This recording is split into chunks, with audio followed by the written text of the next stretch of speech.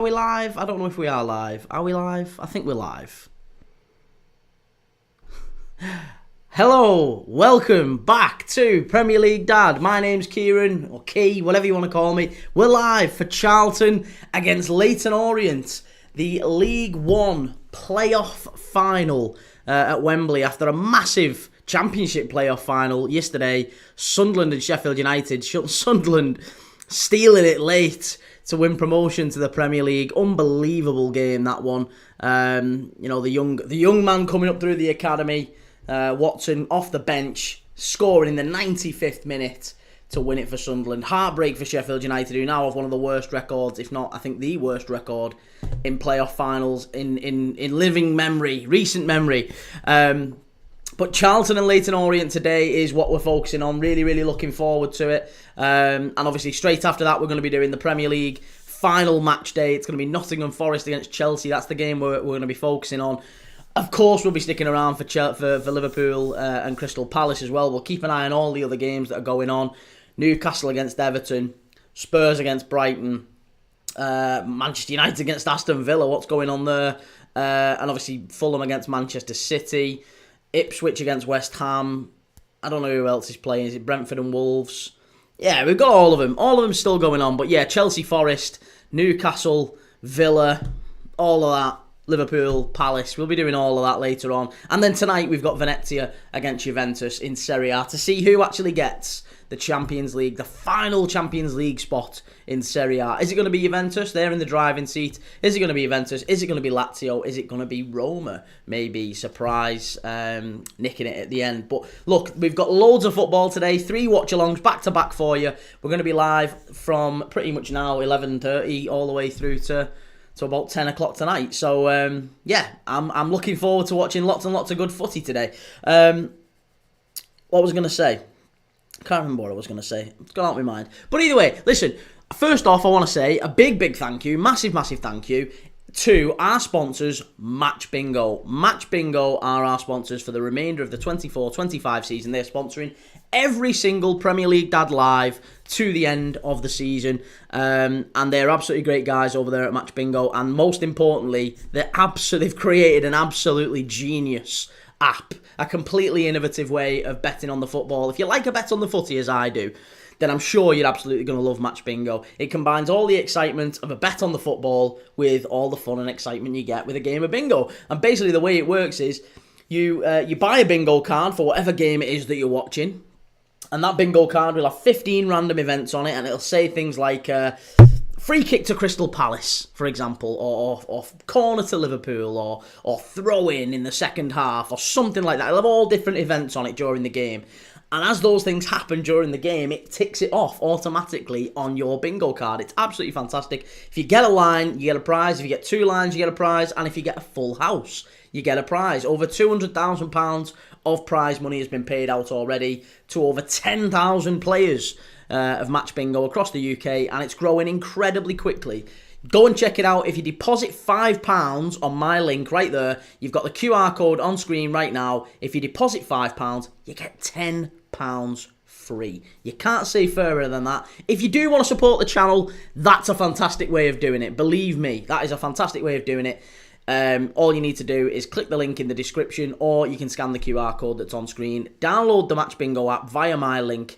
And yeah, you can get a go on Match Bingo for the week. There's actually only a week left, less than a week left. The final games that you can actually try Match Bingo on via my link are in the next few days. The Premier League and obviously the Champions League final on the 31st. So you've not got long left to do it. If you do want to support the channel, that is a fantastic way of doing it. Please go and do so, or please consider doing so. And obviously all that, bet responsibly and all that stuff as well. Terms and conditions apply, but go and check them out. They're absolutely brilliant guys over there, and they're supporting the channel. With that said, let's get focused on Charlton against Leyton Orient. I'm really not sure what to make of this one. I want your predictions. I want to hear from you about all other things today as well. There's lots of other things going on in football at the moment. Obviously, Florian Wirtz being one. Will Still joining Southampton is another one. Xabi Alonso confirmed as Real Madrid manager. What do we think Xabi Alonso does at Real Madrid? Do we think he's got the ability to to get something out of that Real Madrid side. It feels like maybe there's some change afoot at Real Madrid, doesn't it? I mean, Frimpong has come to Liverpool. Florian Wirtz has come to Liverpool. Jonathan Tah has gone to Bayern Munich. That Bayer Leverkusen side that Alonso had is kind of being dismantled a little bit. And Real Madrid, I really don't know what's going to happen with them. I mean, they've obviously got quality. They've got Trent Alexander-Arnold now, Jude Bellingham, Mbappe, Vinicius, maybe Rodrigo. Rodrigo could be going to Arsenal. Valverde. They've got real talent in the ranks. But it does feel like they're way behind Barcelona. It does feel like they've fallen off a little bit in terms of competing in Europe this season as well. The performances home and away against Arsenal were dreadful. And, Xabi Alonso, I do think, has got a big task on his hands. And how will he approach it? That's the big question. But, as I say, for this one, we are going to be focusing on Charlton against Leyton Orient. Charlton, it wasn't a particularly good performance from them, was it, against Wycombe? Leyton Orient, obviously they were fortunate, they got past Stockport. They got past Stockport on penalties in the end. I thought they were probably the better side, if I'm dead honest, at Edgeley Park. So Stockport, I think, are worthy finalists. Charlton, look, they get it done in the end against Wycombe, just about. It was a bit of a scrappy one at the end. It was 1-0 over the two legs. Wasn't a particularly enjoyable game or enjoyable tie to watch that one. But it's going to be a really, really good game, I think, today. The final's always a good game.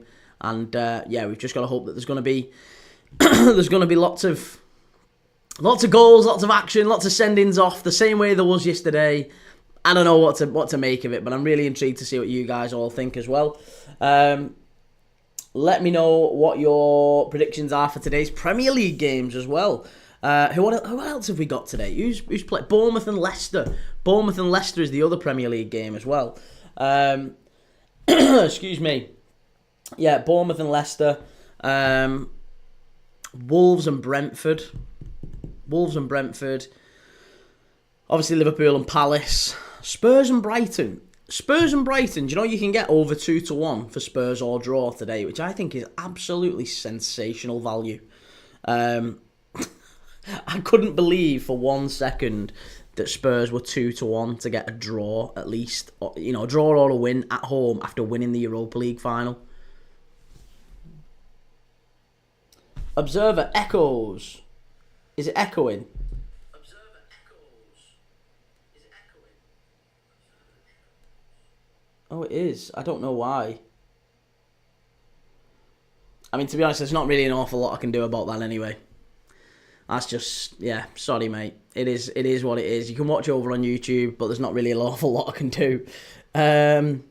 Rubes. That's my favourite kid. You're a sweetheart, Rubes. You're a sweetheart. Briley Stephen Lee. Going United today. Observer, mute your TikTok you have played. Yeah, that was only then. There wasn't a TikTok playing now. You can't hear it now, can you? It was only that one little bit. But it's still echoey. Yeah, there's not really a lot I can do about that now. Briley Stephen Lee, going United today. Nice. How are you feeling about that? That's going to be a mad, mad end of the season. Yeah, I know, Villa. Yeah, Villa against United at Old Trafford. I think Villa are going to wipe the floor with you, if I'm dead honest. United are going to be in the mud. Observer, Orient go up. Well, if I'm dead honest, I fancy Charlton. I do fancy Charlton today. Steve, MUFC, hey bro, how's it going? Good to see you, Steve. Yeah, good to see you. I'm not sure what to make of this one. I do think Charlton are the favourites coming into this one. Leyton Orient, I think, were the better side against Stockport. So, I don't know, maybe with Kelman up front, they've got better quality up there than Charlton do. But I've had a funny feeling about Charlton since day dot. And I think they're the ones that will push forward and get the win today at Wembley. It's 1 o'clock kickoff, so we're coming up to that time now where we'll soon start to see team news dripping out and all that sort of thing. So we'll keep updated on all the team news as it comes in. Michael, morning Kieran. How's it going, Michael? Good to have you in the chat, mate. As always, good to have you. How you doing? Big day today. Leyton Orient against Charlton at Wembley. Then we're going to be doing Nottingham Forest against Chelsea in the Premier League. And then we're going to be doing a watch-along tonight of Venezia against Juventus in Serie A to see who gets that final Champions League playoff place. Stewie, I scored 4 goals today. Nice. Who for? I assume your local team, but yeah, that's good. Who do you support, Stewie? Who do you support? You're a Rangers fan. Nice. Ali McCoist. Love Ali McCoist. Top player, Ali McCoist. Rubes, Charlton deserve to be in the Championship. Well, I don't know about deserve, but they played, I thought, quite well over the 2 legs against Wickham. They probably deserved to go through. It wasn't a particularly enjoyable game from, Nathan Jones is a bit irritating. So I think I would rather Leyton Orient come up, but I just think it'll be Charlton. Callum, Nunes, Trent, Tsimikas, Kelleher, Elliott's final game. I don't think, if I'm dead honest, mate, I think there's probably only one of those will get any minutes today. Maybe 2 at a push. Nunes, it wouldn't surprise me if he starts or gets some time off the bench. Possibly Tsimikas, possibly Elliott. I think Kelleher won't. I think it'll be Alisson in goal all game. Trent shouldn't be anywhere near either a start or a sub. No chance.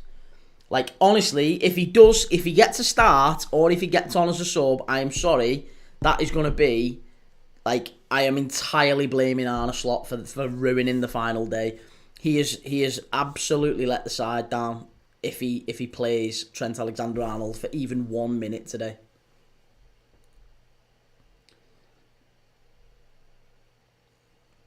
Elliot 20, Tottenham versus Brighton prediction. I've gone for Tottenham or draw. Yeah, I've gone for Tottenham.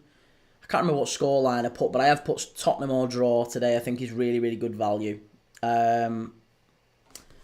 Be yourself, Dylan. Hey, I'm in knots. It's so quiet right now as it's Sunday, but it will be noisy later. Oh yeah, it'll be very noisy around that City ground later. Henry, as a Villa fan, going to be watching about 4 games today. Going to be hectic. Yeah, that's it. I mean, we're doing 3 watch-alongs back-to-back today. But yeah, I mean, we're going to be watching all sorts around that 4 p.m. kickoff in the Premier League. We'll be keeping an eye on all of them. Forest and Chelsea, Newcastle and Everton, Man United and Villa, Liverpool and Palace, Tottenham and Brighton. There's all sorts going on today, so yeah, absolutely. Blairy, if City wins their game, Newcastle, Aston Villa and Chelsea, who goes to Europa? If everyone wins, then it's Chelsea and Villa in the Europa League. Isn't it? I think.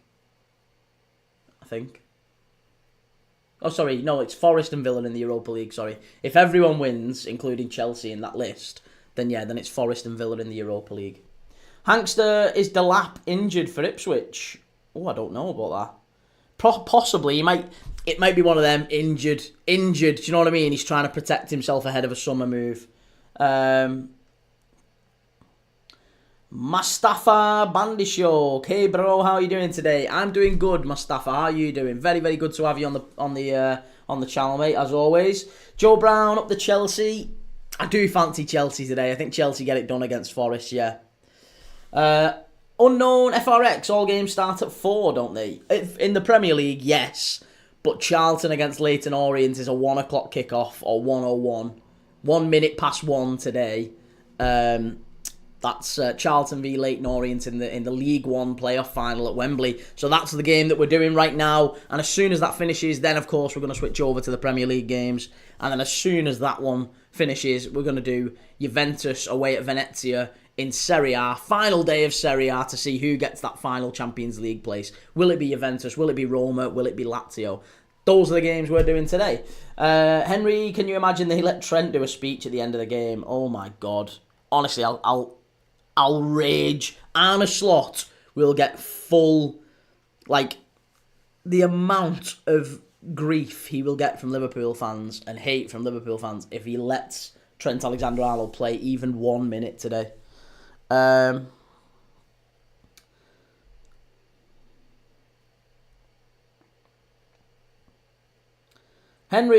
Joe Stowe, do you still stand by Everton beating Newcastle? Because I think it will look bad on your part we win.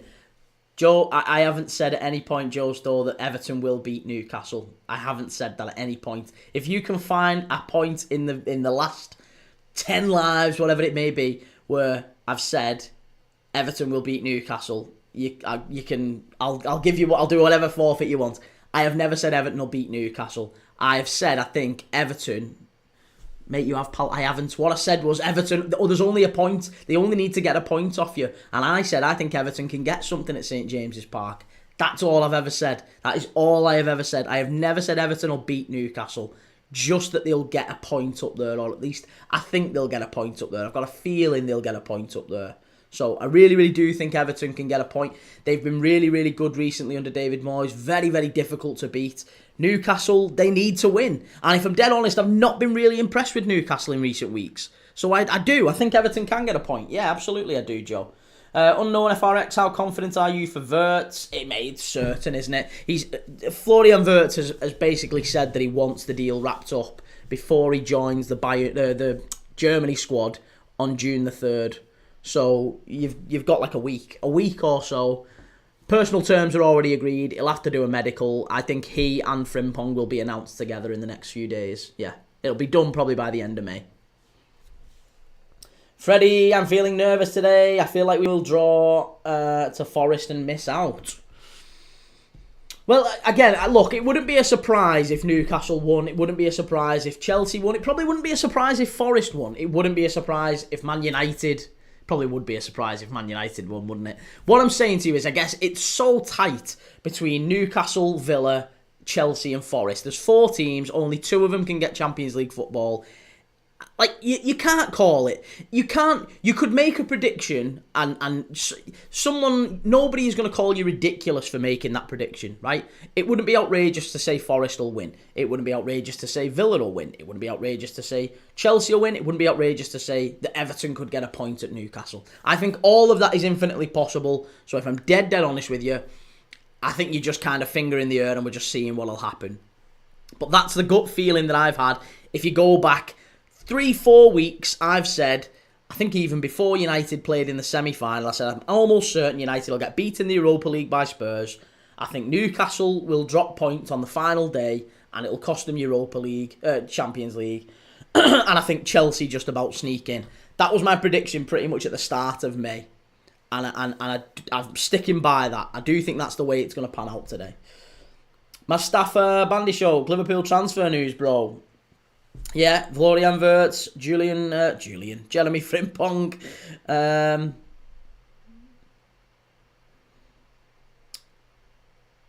Hal Sims, love the toffees, up the toffees, get in. Typical Scouse Mackham, probably got posters of Moyes in your bedroom. Dan, I'm a United fan, but our worst season by a country mile, we will lose today. Yeah, I think so, yeah.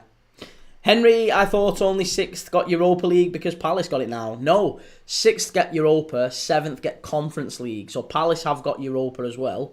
So it'll be 6th get Europa, Palace get Europa, 7th gets Conference League, unless Chelsea beat Real Betis in the final. If Chelsea beat Real Betis in the final of the Conference League, then all of a sudden 7th gets Europa and 8th gets Conference League, in which case Brighton could well be in the Conference League. So I think that's probably what's going to happen, personally. I think Chelsea probably do beat Betis and it becomes a Conference League one for them. Michael, Kieran, based on what I mentioned yesterday about growing your podcast, I came across your podcast by accident and was pleasantly surprised by your content and your wide range of knowledge on the match. Nice. Thank you very much, Michael. I appreciate that. As always, sir. Very much appreciated. Random videos, what channel is the game on? It's on Sky Sports. This one is on Sky Sports. The Premier League games are on Sky Sports later. I think the final day of Serie A is on TNT later as well. Callum Coyle, do City have the Champions League? Pretty much, yeah. It's going to take a lot of results to fall in place for City not to get Champions League. So yeah, they've pretty much got it, yeah. Michael, Kieran, I disagree with your view on Trent. As Salah said, he has given Liverpool 20 years as a local lad and has played his part in Liverpool's success in the Champions League, Premier League and Cup competitions. He deserves credit. And Michael, he absolutely will get credit. He has got credit. Nobody is doubting or disputing what Trent Alexander-Arnold has done as a player. His conduct as a person is laughable, in my opinion. It's laughable. And it's that what Liverpool are upset about. It's that what Liverpool fans are upset about. And look, I love Jurgen Klopp, love him to bits, but he's talking out his arse. Liverpool fans have been quite verbal and vocal about Jurgen Klopp yesterday. He can't stroll out of the club a year ago and stroll back into town like he's Jeremy Corbyn trying to make a peace deal. As far as I'm concerned, Jurgen Klopp is wrong. He's got a relationship with Trent Alexander-Arnold, a personal relationship. Same with Mo Salah. Mo Salah and Jurgen Klopp, they know Trent. Same with Andy Robertson, they know him. It's a personal thing. They'll probably be wishing him well. Off you go, lads, no problem. They haven't supported the club for 25, 30, 40 years as Liverpool fans have. Trent Alexander-Arnold has, throughout all this, held himself to a different standard to every other player, and therefore he's been treated and protected differently. The support of Liverpool fans is world famous. Like we back our players, we look after our own sort of thing, and it's not unconditional. It's not unconditional. You have to treat it with care, handle with care, and he hasn't. He's not. He's basically wiped his arse with the shirt, and that's been the problem.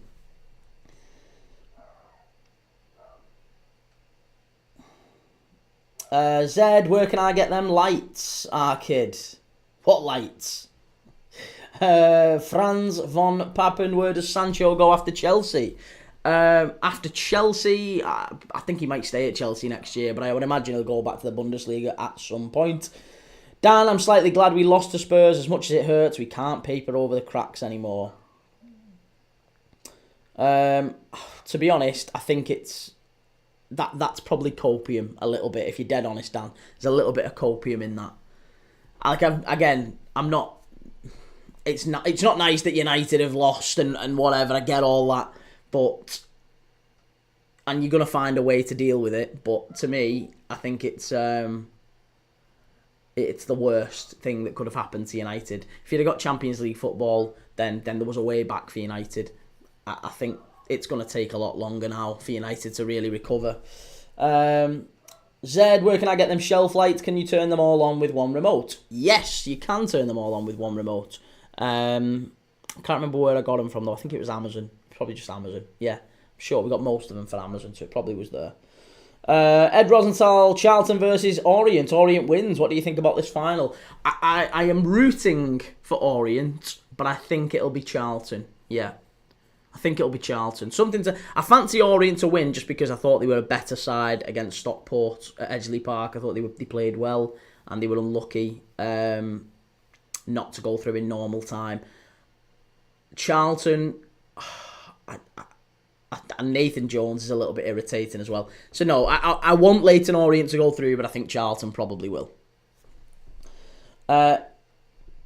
KAMC, did you watch Stiller yesterday? If so, thoughts? I did watch Angelo Stiller yesterday, yeah. It was a great game, that, by the way. Armenia 2, Stuttgart 4 in the DFB Pokal final, the German Cup final. It was absolutely brilliant. Fantastic game to watch. Angelo Stiller got 2 assists. Both of them really, really top class. He played brilliantly. Admittedly, it was against a 3rd division German team. But he was very, very good. Yeah, he was exceptional. I thought he really played. He controlled the midfield. He got 2 assists. He did very, very well. Zed, is he not chatting to the TikTok chats? Yeah, I've done all that, mate. Tottenham getting a draw today. Tottenham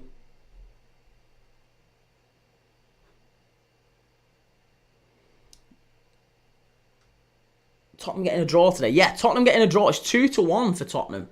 It's 2-1 for Tottenham to get a draw today, you know. Caleb, hi, how's it going? Good to see you. Blairy, the disrespect Trent is taking is crazy. Mate, nobody's disrespecting him as a player. You've not seen one Liverpool fan, but honestly, I don't think you'll find one Liverpool fan disrespecting him as a player. As a player, we're still saying he's the best right back in the world. He's unbelievable.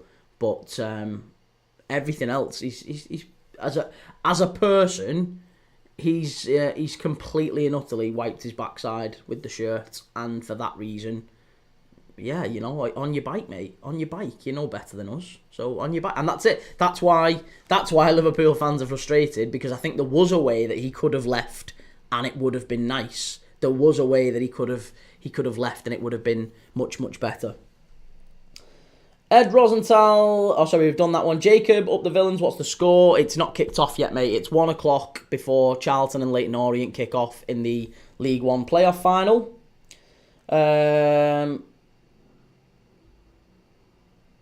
Zed, where can I get them shelf flights? Mate, we've done that one. I've spoke to you about that. Ronnie Dodge, hope Forest beat Chelsea today.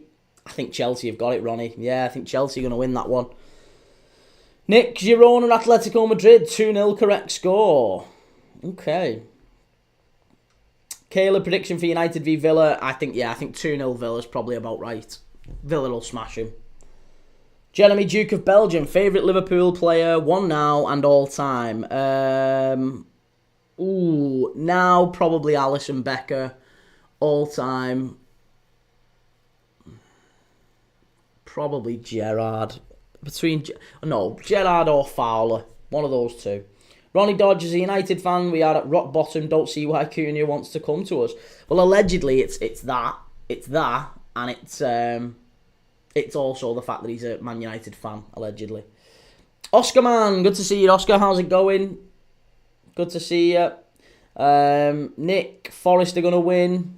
Villa destroying United today. Max United, I'm still depressed about the final. RIP, app my money. Nick, I'm a Chelsea fan, but what do you risk, Conference League final or Champions League qualification?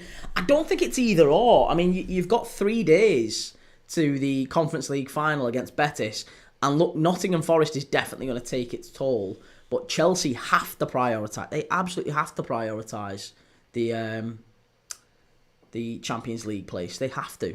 They can't afford not to be in the Champions League. Not being in the Champions League is maybe more damaging to Chelsea than it is to United. It's baked into Chelsea's whole, business plan. Jacob, are you watching Serie A later? Yes, we are. We're watching Charlton, Leyton Orient first. Then we're watching Nottingham Forest against Chelsea. Obviously, we'll be keeping an eye on all the other final games in the Premier League. And then we're going to be going straight to Juventus against Venezia in Serie A to see if Juventus can get that final Champions League place, whether or not it's them, whether or not it's Lazio, whether or not it's Roma. One of those 3 will be getting a Champions League spot.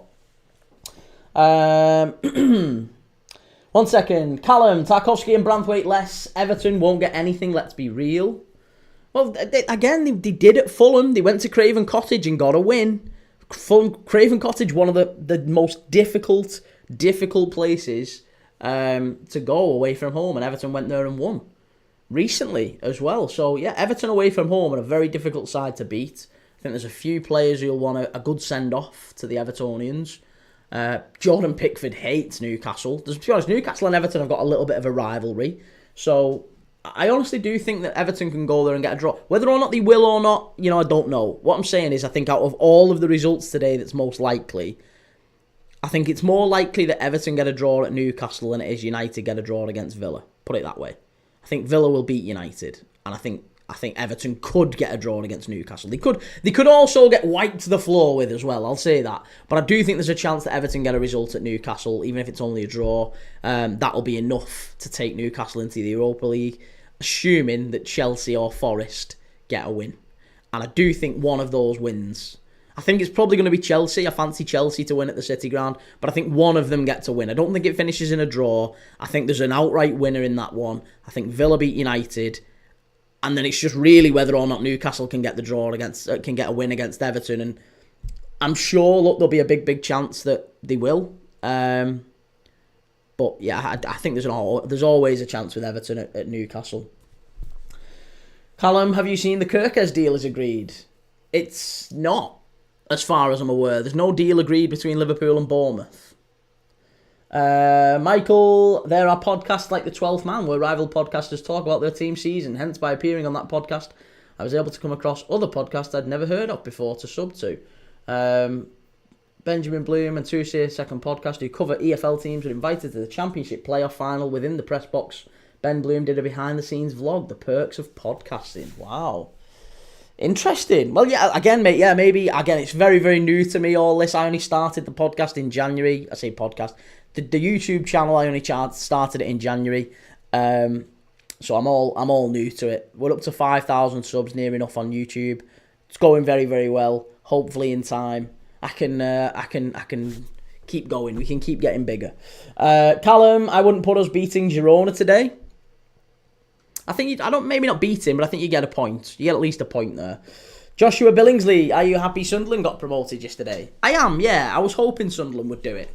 I was hoping they'd do it. And it was a great finish to the end of the game, wasn't it? They had 2 chances pretty much all game, and they stuck them both away really, really well. So, yeah, really, really proud to... I'm not proud because they're not my team, but I was proud to watch that game yesterday. It was a very, very... one-sided game for about 75 minutes, and then 2 pieces of real quality won it for Sunderland. So yeah, it was a really good game, really good playoff final, and it was enjoyable, I thought. Yeah, definitely.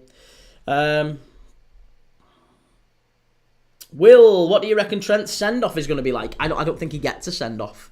I think he sits on the bench all day, doesn't get off the bench, and then probably comes on when the final whistle is blown and he lifts the trophy and does all that sort of thing. But I don't think to be honest, I think it'll be very low-key. If Arne Slot and Liverpool have got anything about them, it will be an incredibly low-key end to Trent Alexander-Arnold's career. He will stay on the bench. He won't play one single minute.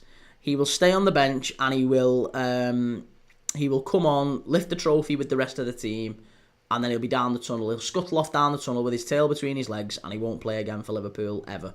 That would be the ideal. Jacob, are you watching Serie A later? Yes, we are watching Venezia Juventus. Caleb, I want Betis to batter Chelsea. Do you? I'd love Chelsea to get battered by Betis, but I don't think they will. Max, Larkin, thoughts on John Obi Mikel? Again, another ex-player who is trying to tries to give inflated opinions to gain views and bites and clickbait and whatever. Some of the things that John Obi Mikel has come out with, he's talking out his backside. He's talking out his absolute backside. So yeah, I thought he was a very mediocre player, and I think he's a very mediocre pundit. That's what I'll say about John Obi Mikel. Jacob, what do you think the City Fulham score will be? 2-1 City. 2-1 City, just about. Jack May score predictions for Liverpool today. I think 2-0 Liverpool, maybe 3-0. Salah getting the record. That's what I think. Ronnie Dodge, rumour is Onana has been dropped for today and Amorim wants him gone. Oh, I don't think United have got the ambition to do that, you know. I don't think United have got the ambition to just write off all these players. There's so many players that they want to get rid of, they need to get rid of. But it takes ambition to basically set fire to money. And that's what they'll have to do. If they're going to sell Onana this summer, they're going to sell him for a lot less than the £50 million they paid for him. If they want to sell Højlund, they're going to have to sell him for a lot less than the 75, 80 million they paid for him. These are all ambitious things to do, and I don't think United have got the money to do it. They certainly haven't got the money to do it and still invest 100 million plus, 200 million plus in the team. No chance. Absolutely no chance. Lisha, afternoon, Kieran. How have you been, mate? Yeah, very good, Lisha. Good to see you.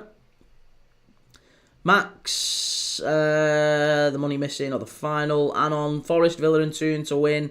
Toon and Villa Champions League, Forest Europa and Chelsea Conference. Chelsea being in the conference would involve them losing the conference final as well, wouldn't it? Forest, Villa and Toon to win. Toon and Villa Champions League. If Forest win, I think they go above Villa, don't they? Am I right in saying that? I am almost certain I'm right in saying that. Let's just double check here. But I think if Forest win, don't they go above Villa? No? No, they don't. No, they don't. Well, I'm wrong. Yeah, I thought Forest were above Villa, but there you go. No. Finners, sorry. How long do you think till Frimpong's announced? A few days, mate. Yeah, a few days. Definitely a few days. Max. Oh, sorry. Trent deserves a send-off. No, he doesn't deserve a send-off. Yeah, he deserves a send-off, as in off your pot, mate. Down the tunnel. Take your medal with you on your bike. See you next Jalemba. Christian Tangen, most likely to stay up out of Leeds, Burnley and Sunderland. I would say Leeds at a push, maybe Burnley. Sunderland, I think, will be a very, very good side to have in the Premier League. And I think a lot of the players will end up Premier League players. I think the likes of Mayenda.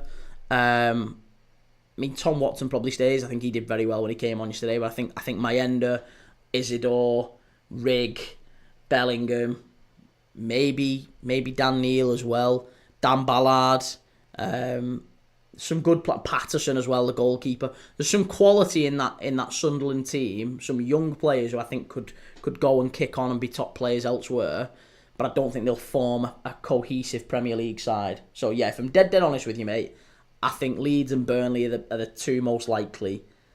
Probably Burnley, actually. Burnley feel like a more Premier League ready side than Leeds. UK Hayden, do you think Chiesa will play today? I hope not. I think Chiesa just needs to...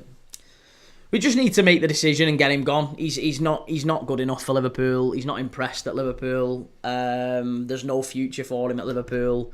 So, again, great. Get him on the pitch at some point. Maybe bring him on as a sub. Let him say goodbye to the fans. Get his medal. Get him onto the pitch and all that. But he's not a Liverpool player, Chiesa. Jake, good day everyone, good to see you, Jake. Reese can't decide what games to get the bingo cards today on Prem Dad. Any suggestions? Well, I've got mine on Forest. Yeah, I've got mine on Forest, and I've also got some on the Champions League final. So yeah, that was really good of you. Thank you if you've done that. I appreciate it. Again, a massive thank you to everyone who has gone and on YouTube gone and used the sponsor. Big thank you for that. You're indirectly supporting the channel, I promise you. So it'd be a very kind thing of you to do if you do click the link, but no problem at all if you can't. UK Hayden, do you think Chiesa and Elliott will play today? Probably they'll get some minutes. Yeah, they'll probably get some minutes. Ronnie, I totally agree. We are broke, and yet Sir Jim wants to build a new stadium. I think Sir Jim doesn't quite know what he's doing, and I think he's already regretting the decision to get into United. He bought Manchester United at 33 pence a share. 33 pence a share is what he paid for Manchester United for his stake in the club. That 33 pence a share is now worth, I think, less than 13 pence a share. So his value, the money that he put into the club is now worth maybe 50 to 60% less than what it was. Well, more than that actually, isn't it? But yeah, just a horrendous investment from him up to this point, and I think he's regretting it. Nick A13, Chelsea is so bad away. Forest has a good home ground. Yeah, they do, and I think it wouldn't be surprising if we saw Forest win. But yeah, Chelsea, I just think they've got better form going into this one. This year, in another world, we would have got the Qataris. The thing is, I'm not sure the Qataris are much better, if I'm dead honest with you, mate. I think in an ideal world, Manchester United need new owners, but you've got to be careful. Sometimes it's better the devil you know. I know the Glazers aren't... they haven't been fantastic in terms of investment into United, but United have still gone through a very, very successful period while the Glazers have been there. So sometimes it's better the devil you know. Yeah. Caleb, when do you think Cunha will be announced? Cunha? Do you know what? I don't know. I really don't know. Probably in the next few days. Oh, Tom Watson's going to Brighton. I didn't know that. £10 million deal in April. Wow, that was a very fortuitous decision then from Brighton. Again, Brighton scouting. Unbelievable, isn't it? To go and pick up that kid. I mean, admittedly, he played 15 to 20 games all season for Sunderland. 18 years of age, comes off the bench, scores the winner in the playoff final, cements himself into Sunderland legend. And now, he's going playing for Brighton. That's some scouting. Dream Chasers boss, I'm going to record the game and the trophy lifts because I've got a rehearsal from 2:30 till 6:30. Well, good luck, mate. Yeah, good luck. Jessica Jane, come on, you Reds. Charlton, I think I'm just not a fan of Nathan Jones.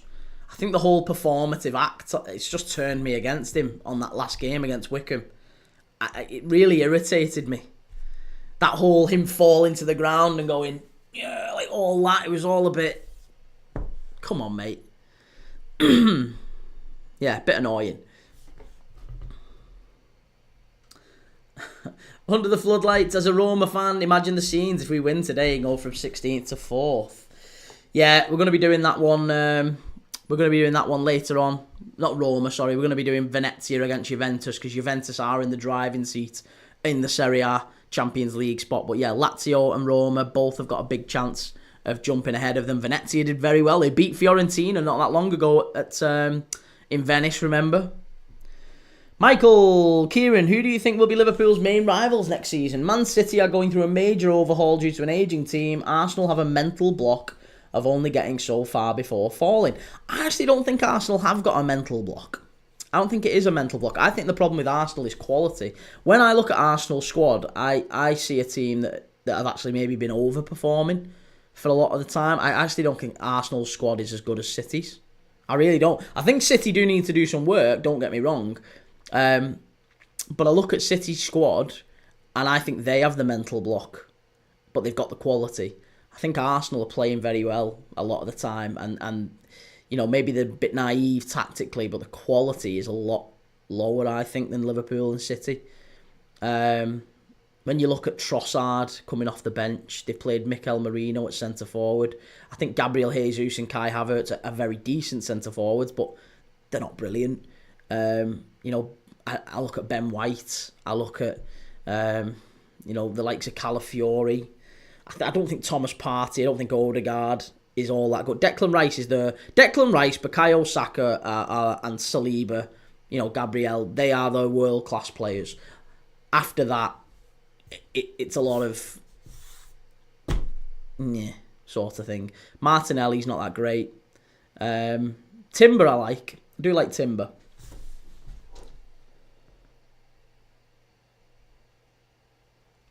Under the floodlights, the head-to-head with Venezia says it could be a draw. Yes. Yeah, we'll be doing that one later on tonight, so I'm looking forward to that to see how Juventus get on. The real Michael Jackson, Sunderland in the Prem. Yes, up the Mackhams. Soph, do you think Newcastle are a good team? I support them. They're a very good team. Yeah, they're a very good team, but I do think that Newcastle will struggle today. I think Newcastle for a number of weeks now have been quite poor. They've got some good results, but if you go back to the games against Ipswich, the game against Brighton, the game against Villa, I think they've been quite fortunate to get the results that they've got. The performances haven't been all that great. So, yeah, and obviously last week against Arsenal, they get beat. I really do think that Newcastle will draw today against Everton. I think Everton they're good value for getting a point up there. They make themselves very difficult to beat. And assuming they do, I think we could see Newcastle in the Europa League by the end of today. That's the concern. And that would be a horrendous end to the season for Newcastle, because I think it could signify maybe as well that Isak leaves the club. So, I don't know. I really don't know. Daniel Vickery, are you showing the game live? I can't show the game live, Daniel. I really would love to. It would do wonders for my subscribers and my viewing figures and everything. It'd be fantastic, but I can't. As soon as I show the game, the channel gets banned. So I can't show the game. DN, I think Newcastle have more quality than Arsenal. That's not true. That's not true. Newcastle only have maybe 2 world-class players, that's it. And nobody else. There's nobody else I would look at Newcastle and say, if you're doing a combined Arsenal-Newcastle 11, there's not many getting from Newcastle, mate. You've not got a better team than Arsenal. Newcastle are a very good team, though. They are a very good team.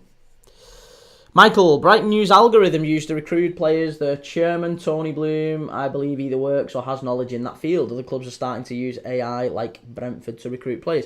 Yeah, it's very data-driven. I don't know if it's AI per se, but it's very, very data-driven. And And yeah, Brighton have been using that for a very long time, and they've used it incredibly successfully, haven't they, to predict sort of the trajectory of a player's career, and to predict. To use predictors, that's what it's called, isn't it? It's data to use to find the predictors of what a player's likely to become, and then invest accordingly. And they've gone and got some unbelievable players over the years. Caicedo was a bargain, sold him for 100 million plus. Cucurella, bargain, 60 million plus to Chelsea. There's so many they've done over the years, and I'm sure they'll keep doing it. Basuma to Spurs was one. They'll just keep doing it. Balaba's going to be another one, isn't he? Balaba is going to be another one in very, very short amount of time. I think I would love Liverpool to go and get Balaba this summer, but we'll end up paying top money for him. 1 second, let me catch you up.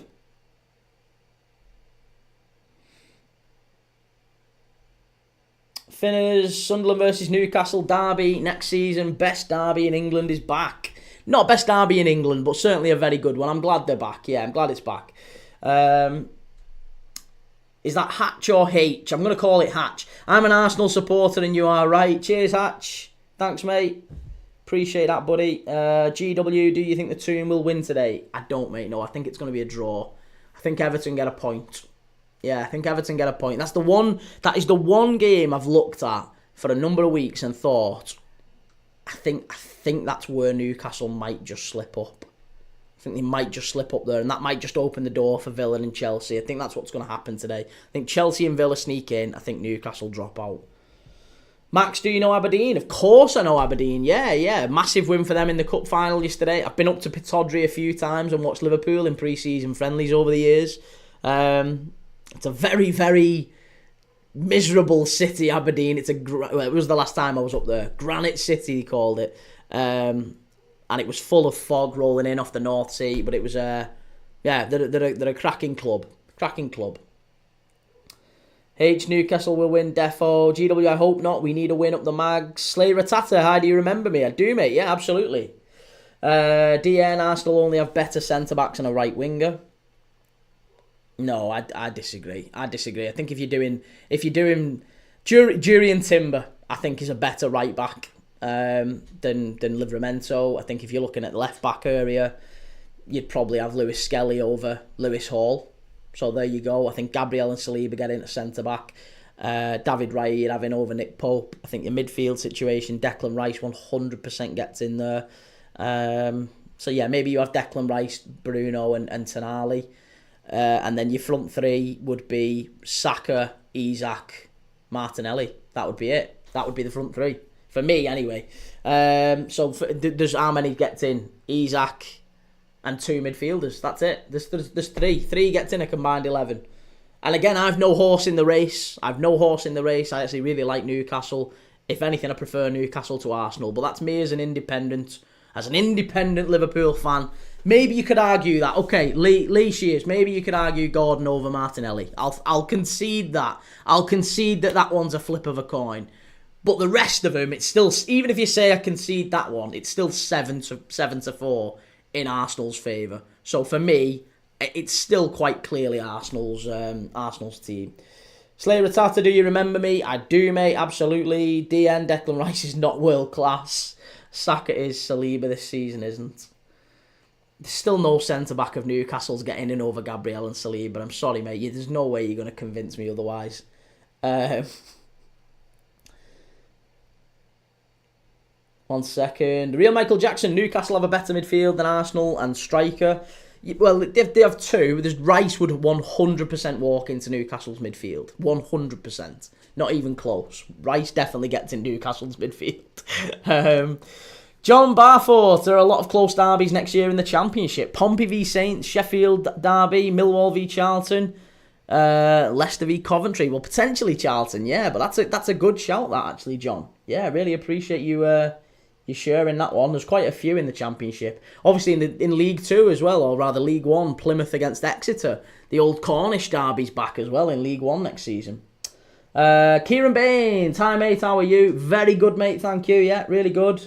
Michael, next season is going to be an important one for international players, especially as it leads into the World Cup Finals 2026, with even more national teams taking part. 48 players need a good season. totally agree with that, and that is why I think Liam Delap doesn't go to Newcastle. And that's why I think Liam Delap probably goes to Everton. Because I think every single player making moves this summer will be thinking, do you know what? I need to be playing regularly next season. I can't be signing for a club and sitting on the bench. So I'd be amazed if Newcastle pick up Liam Delap. Mahin, what's the best derby in England to you? It's whether or not you consider it a derby, but Liverpool v Manchester United is the two biggest teams in England. It's always going to be the biggest game in the country. So, and that is a derby as far as I'm concerned. It's always been feisty. It's always had red cards and top teams in it. So it's an East Lancs derby. Liverpool against Manchester United. Liverpool v Manchester is a derby as far as I'm concerned. So I would say Liverpool Man United is the biggest one in the country. Yes. It's the two biggest teams in the country. But if you want to go even more, I'd still say Liverpool and Everton then. Even if you say that's not a derby, Liverpool and Everton. Because again, it's the two biggest teams, or two of the biggest teams in the country. Everton are still one of the biggest teams in the country. DN, if Arsenal had more quality, they would have beat us in the games. We won 3 out of 4 this season. Nah, mate, individual games don't matter. Individual games don't matter. It really doesn't make any single difference. You can beat anyone on any day. So the fact you've got results against Arsenal this season doesn't mean you're better than them. If you think that, then, you know, if that makes you sleep at night, then whatever helps you sleep at night. But yeah, there's absolutely no way that Newcastle are better than Arsenal. Not even close. I've had Newcastle fans in the lives telling me for weeks that Newcastle are going to finish second. They're going to and actually you're probably more likely to finish 6th. You might end up just about getting Champions League qualification by the skin of your teeth on the last day. The chances of Newcastle being in a Champions League race next season is it's non-existent. It's non-existent. Lee Shears, Charlton will win and BTTS. Well, I think Leyton Orient, I think obviously Leyton Orient having Charlie Kelman, Jamie Donnelly up front, those two can cause problems. Both of them have been terrific this season. Charlie Kelman has been good in the playoffs as well. I think they were really good against Stockport. So I fancy Leyton Orient, but I've just had a feeling about Charlton since the start of the playoffs. So I really don't know. I can't call it. Marco, hello, what game are you watching? I am watching Charlton Athletic against Leyton Orient in the League One playoff final. GW, Tonali, Bruno, Joe Linton, Isaac, world class. Owen Byrne, England international. Okay. Dan Byrne is not world class. Come on, mate. Tino and Hall are better than Timber and Lewis Skelly. No. No, absolutely not. DN, combined, 1 second, let's catch you up.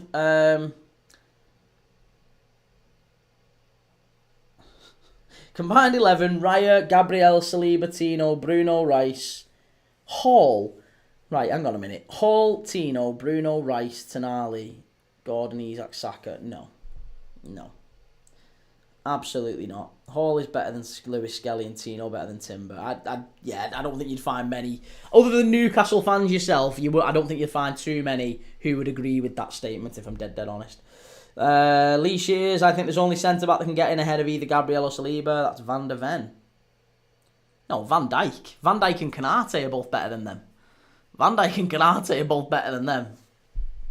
Hi, I'm Aids. I'd take Joe Linton, Tonali and Bruno G over Rice any day because of the role. Again, I assume you're a Newcastle fan. There's not many who would take any of those over Declan Rice. A Liverpool fan, I think Declan Rice is absolutely sensational. And I think the Newcastle midfield is very, very good. But if I'm dead honest, I actually think as a 3, the Villa midfield is better than Newcastle's. The Villa midfield is unbelievable.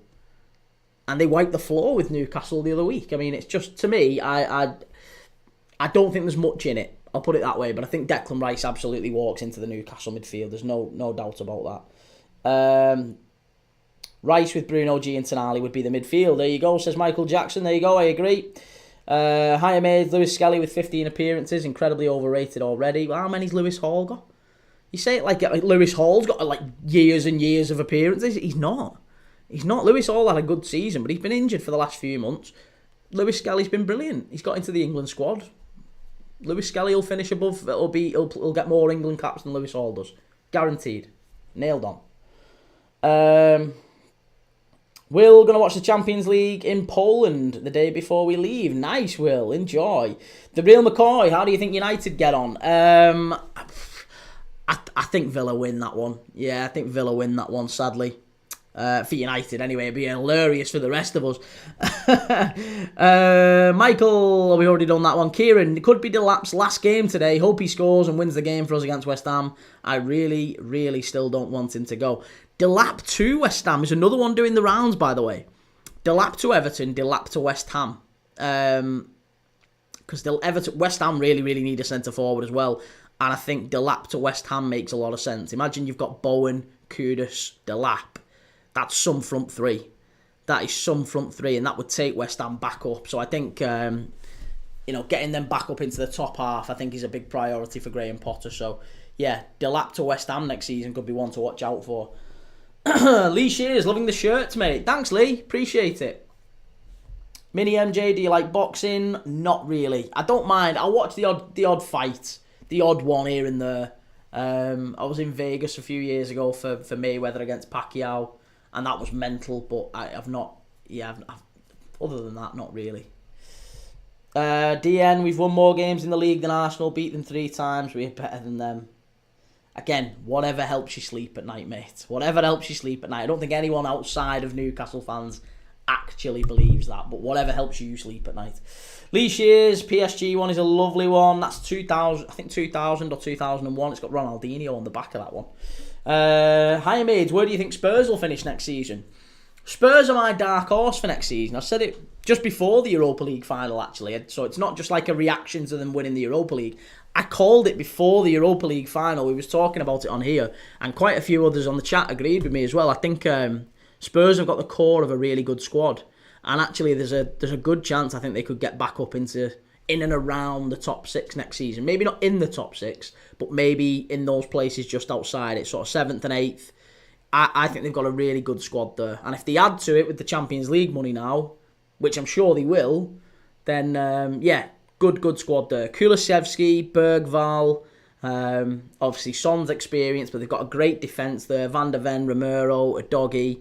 I think the keeper's, he's not bad. He's not terrible, but he's not bad. And there's a core of good players. Archie Gray's another one I really, really like. There's a lot of good players in that Spurs squad, that young players as well, that are still growing, still adapting. And if they can get a few more in around them, they can get up and around the top 6 again next season, assuming they keep players fit. DN,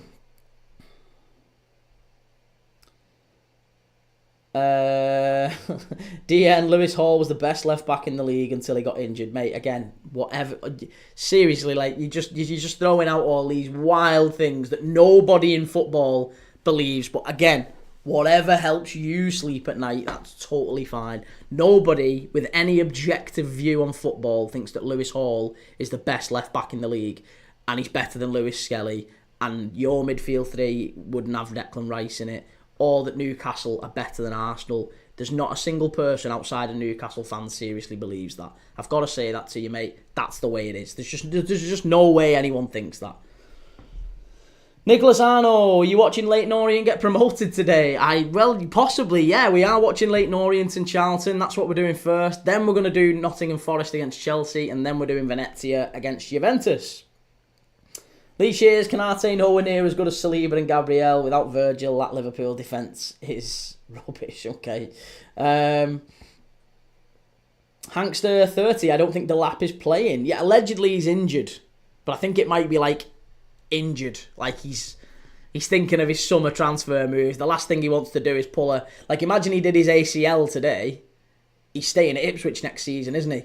So I think if he knows he's leaving, I think there's a chance he's probably pulled as players would call it, he's pulled a back strain today. So a back strain's very difficult to diagnose, and they say that to the physios. I've pulled me back, I've got a bit of a back strain, can't play today, Gaffer. Right, okay. And Gaffer knows then. Kieran McKenna knows, listen, he's just waiting for the summer. He doesn't want to get injured today, because if he plays and gets injured today, it scuppers any move he's got in the summer. And I'm sure he wants the big contract and the big move to a top Premier League side next summer, rather than being sat in a physio room at Portman Road next year. And that's the reality of it, isn't it? That is the reality of it. Brandon, if Ange can adapt 100%, I think he can. Yeah, I think he can. Absolutely. Brandon, I've noticed when Spurs don't have a lot of the ball, they're a much better side because they can't make mistakes. I really like Ange. Yeah, I think really Ange is a very, very likeable manager. I mean, he's a bit prickly in his interviews, but he's a good manager. He's a good manager. I think he's been unlucky this season with the injuries. Very, very unlucky. Michael, Championship derbies next season: Norwich v Ipswich, Sheffield derby, Coventry Leicester, West Brom, Southampton v Portsmouth, Derby v Leicester, Swansea v Wrexham. Oh yes, Swansea v Wrexham as well. I guess that would be. I mean, it's a Wales derby. It's South against North. It's not quite a derby, I guess. But I guess I know what you mean. And Preston versus Blackburn. Kieran, what one thing would you say Ipswich needs to go back up again, in your opinion? Ooh, probably just to get players fit. I mean, you look at Sammy Smodic. Sammy Smodic's, he got like 27, 28 goals in the Championship for Blackburn. If you keep Sammy Smodic's fit, and you've got the likes of Palmer, you've got Greaves, you've got, O'Shea, you've got Morsey, you've got players in there, Hutchinson, Philogene, you've got players in there who've done incredibly well in the Championship in recent years and been star players in the Championship. So actually, I think Ipswich will be fine. They'll come back up probably as champions. So, yeah, I just think you need to stay fit. You need the players to stay fit. Kieran Flash Scores says that Delap is in the starting 11. Starting 11s aren't out yet, mate. Starting 11s are only out at about 2:30, 3 o'clock. So the starting 11s that are on Flash Scores are predicted lineups. Jake Lewis Hall was the best left back before getting injured by a country mile and has better stats than Skelly. Oh, here we go. Come on, Jake. Here's Jake. Jake's here to back it up. Deanna never said Rice didn't get anywhere better than Arsenal, and he was. 1 second, let's catch up. Harry Maguire for Ballon d'Or. Brandon, injuries have played the biggest part in this season because of players being out of the team for a while. Absolutely. Jake, he has an agenda. He never has anything nice to say. Oh, Jake, you don't believe that, Jake. You don't believe that. You don't believe that. I think it's because we beat them in the final and finished above them 2 years ago. They didn't get Champions League. Oh, God. Jake, you know that's not true. No, you don't believe it. No, you don't believe it. You know I don't have an agenda against Newcastle. All I'm saying is you've just not got the best. Did you see the predicted team that we just did? Did you see the predicted team that we just did? We did a combined Newcastle and Arsenal predicted team, right?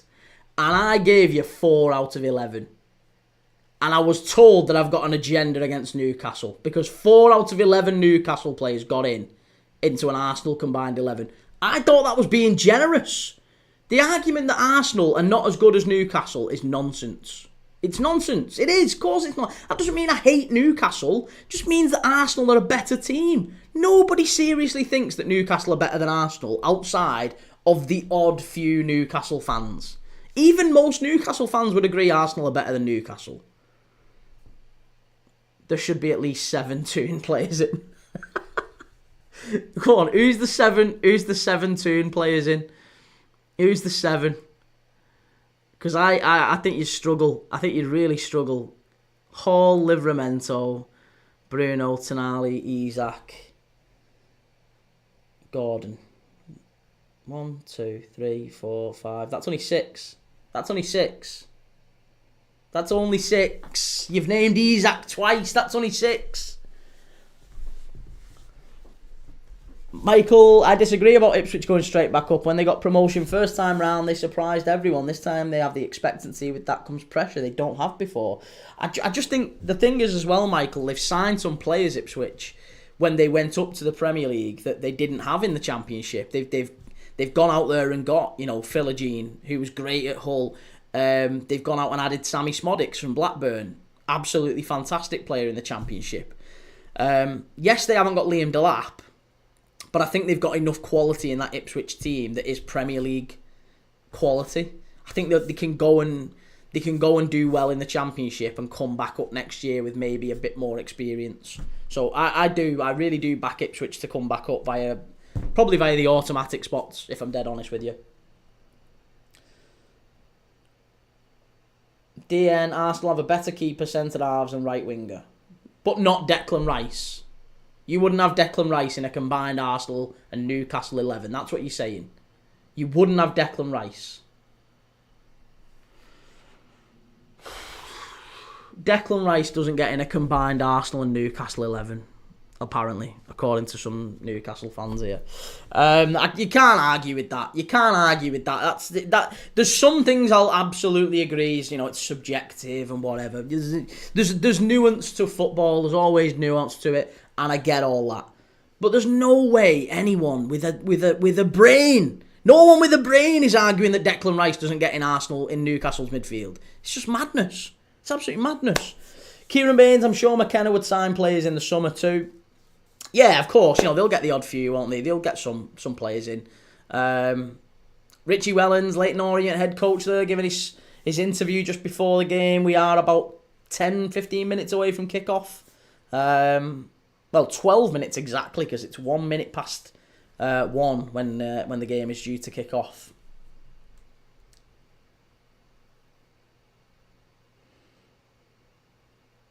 I'd have Rice over Joe Linton, mine, but Rice over Tonali, never. Well, I don't say who you have to have him over, but Rice does get in the midfield three, doesn't he?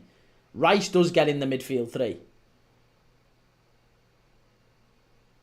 Of course I would, but overall our midfield is better. Okay, well, listen, like you say, our Arsenal fans would disagree. You as a Newcastle fan would disagree. Me as a Liverpool fan with no horse in the race, no skin in the game, would 100% only take a maximum, an absolute maximum of 4 Newcastle players in a combined Arsenal-Newcastle 11. That's it. I wouldn't go any more than that. I think, to be honest, I'd probably only go 3.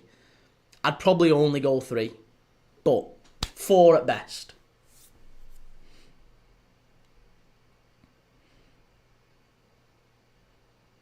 Macaulay Butterworth, I'm doing an FM save with Northampton. Nice. Enjoy.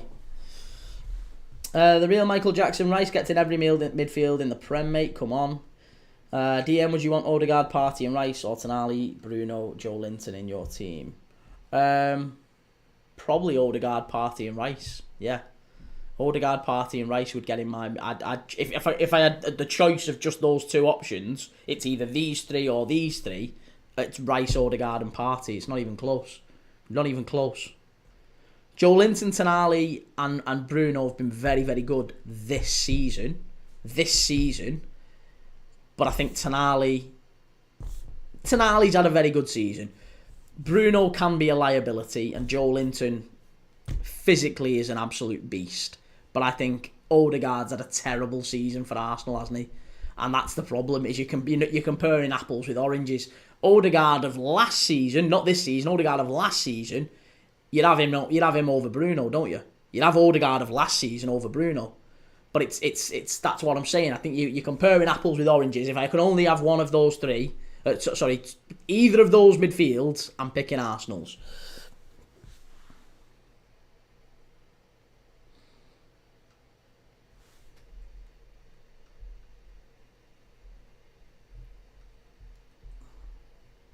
Matched up to the Arsenal, they get walloped. They beat us last week. Not anymore, I'm not.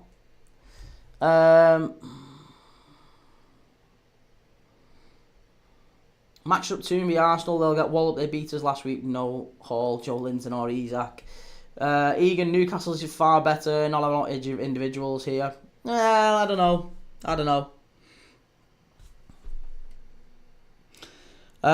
Kieran Baines, either one of these teams now will play Sheffield United. Jake, I don't see any of the pundits saying Arsenal have the best midfield in the league. It's Toon, Chelsea, or Liverpool. Yeah, and we all know how intelligent them pundits are, don't we? We all know how intelligent them pundits are. They know everything. Everyone agrees with them pundits, don't they? It's such faulty thinking. It's such faulty thinking that because pundits either don't say something or do say something, therefore that's how it is. Stats don't lie, mate. Stats do lie. The There's a very, very... No, see, there you go. This is your thinking. I'm not saying I'm right. You're saying they are right. I'm saying they could be wrong. You're the only one giving definitives here, mate. You're the one saying we should believe you. Stats don't lie. No. I'm saying just because a pundit says something doesn't make it so. Rio Ferdinand talks shite for weeks. He talks absolute nonsense. Weeks and weeks and weeks of it. Every single season. Michael Owen the same. It's not just Rio Ferdinand. Paul Merson does as well. You can't just say because a pundit says something, well, that's the case. Or because pundits don't say something, well, then they obviously think this.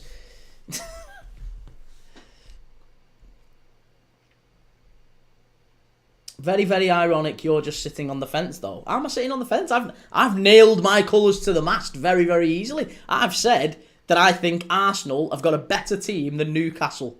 And I don't think that's a controversial thing to say. That's not a controversial thing to say, is it? That Arsenal have got a better team than Newcastle.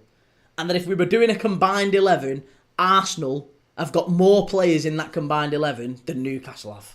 That's all I've said. That's all I've said. And now I've got Newcastle fans saying, oh, you hate us. You absolutely hate us. Kieran Baines, can I ask why the Championship final at Wembley is the richest game? Is that true? It's called the richest game because the opportunity to reach the Premier League means a lot of TV money, a lot of money. So yeah, it can make or break a club if they reach that dreamland. John Barfoot, either of Charlton or Orient will be having the pleasure of meeting Millwall next season. Are you a Millwall fan, John?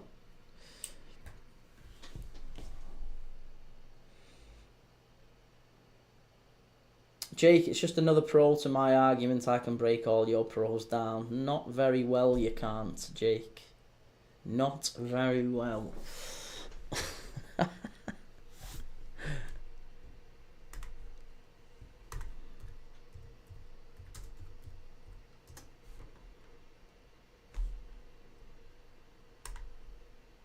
Right, so we are 6 minutes away from kickoff. 6 minutes away from kickoff. What do you mean you need a player or two from the bench to compete? You need more than that. You need more than that to compete. Your back four and your goalkeeper are poor. Pretty poor. Livramento aside, Lewis Hall maybe when he comes back. We'll see how he adapts again. But your two centre-backs, your goalkeeper, problem.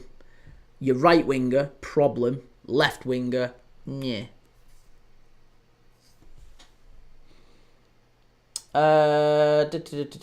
Egan, not an Arsenal fan at all. Newcastle's is far better as a midfield. Overruns most teams.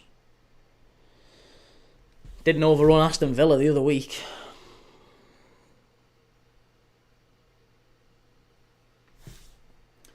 Jake, I use stats and professional opinions. You just use your noggin. Well, there you go. Shows you. Shows you what it's about. Compete for what? The title. There you go. Michael Jackson, you know it. You know it. Snowy one. Newcastle are a good side, but they're not ready to challenge yet. Most seasons, you need 90 points. Minimum 90 points. And the thing is with Newcastle, they're a bit wishy-washy. I think they're not consistent enough. That's been the problem with Newcastle. Just not consistent enough. There's too many times where they throw... I mean, again, the Bournemouth game at home, they got smashed against Bournemouth. They got smashed against Villa. They got battered against Fulham as well at home. There's all sorts. There's just too many games where they throw in the towel, it feels like. It was the same last season as well. Jake, no, maybe not ready to challenge, but to say we're nowhere near isn't correct either. It's in the middle. Are you not? No,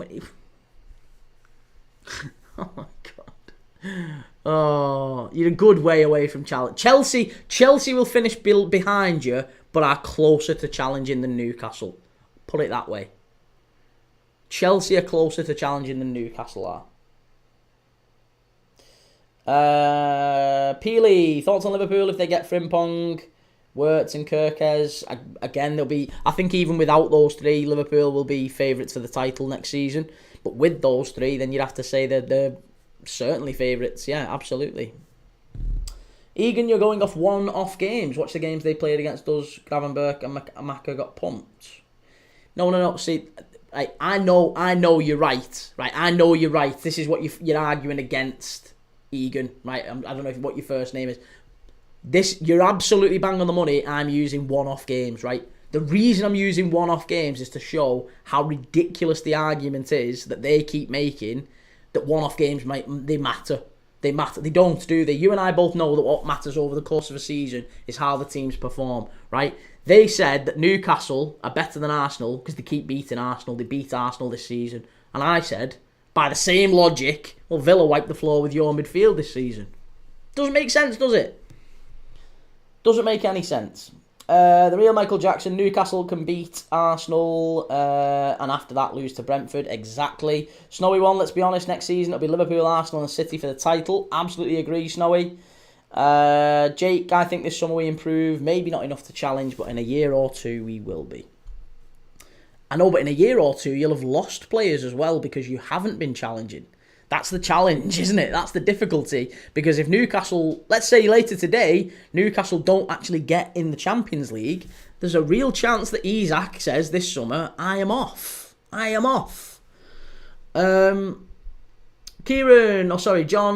Oh yes, 100% Millwall. Good lad, John. Kieran Baines, love to see the day maybe Millwall go up and play West Ham.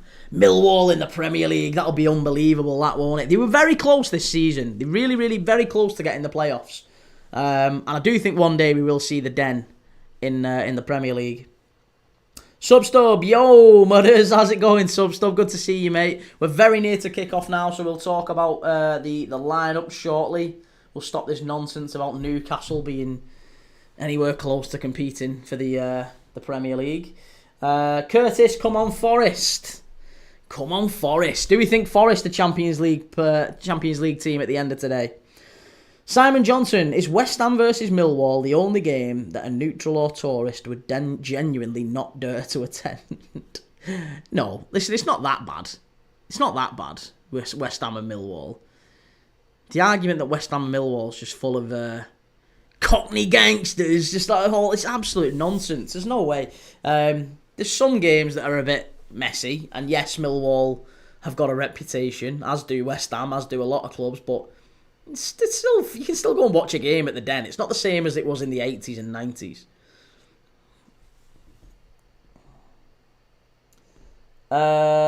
Mason, let's hope Trent starts. Trent's getting nowhere near that team today. Morgan Rogers is the GOAT. Who do you reckon has the advantage of getting top 5 out of Newcastle, Chelsea and Villa? I think Chelsea and Villa. Well, who has the advantage? You would say Newcastle, don't you? Newcastle have got the advantage, but I think Chelsea and Villa get it. That's my opinion. Newcastle have the advantage, but I imagine they probably don't end up doing it. Yeah. User 1675368 up Sunderland, up the Chelsea. Nice. Mason, looking forward to Portsmouth, Southampton next season. The old South Coast derby. David, do you think Sunderland will get relegated? I do, sadly, David. Yeah, I do. They're a very good side. They got some real quality in there, but yeah, I think they'll probably go down. They're short a couple of players, so I guess we'll see. Mason, Leeds v United at Ellen Road is the most messy in my opinion. I mean, Leeds against United's always, yeah. I'm looking forward to that one this season. But it never quite gets... I mean, if we're talking number of arrests and all that, there's loads of games like that. Substub, I've had enough of winning on COD Mobile. I'm too good, so I thought I'd come watch this. Nice. Yeah, cheers, man. Thierry Small, most open play crosses for Charlton in League One this season. John Barfoot, I would strongly advise any neutral going to a West Ham v Millwall match. Everyone on the blue side see it the same as Arabs visiting Mecca. Okay. Well, there you go. Dylan Pample, what Premier League game are you going to watch? We are going to watch Nottingham Forest against Chelsea. That's the game we're going to do. And then straight after, obviously, we're going to do the trophy lift. Liverpool doing the trophy lift against Palace. I wonder if Palace bring the FA Cup today. I wonder. I'm sure they will. Bring the FA Cup and just show it off to the away fans. That'd be good, wouldn't it? So yeah, Chelsea, I think will beat Forest. I think Liverpool will beat Palace, and I think Newcastle draw with Everton, and Villa beat United. And I think Newcastle drop into the Europa League. Right, we're about to kick off here. Jake, I'll be back later to laugh at you and tell you again I told you so. All right, no worries, Jake, I understand. Let me just do the lineups very, very quickly because we are about to kick off here now. We are about to kick off. Right, here we go.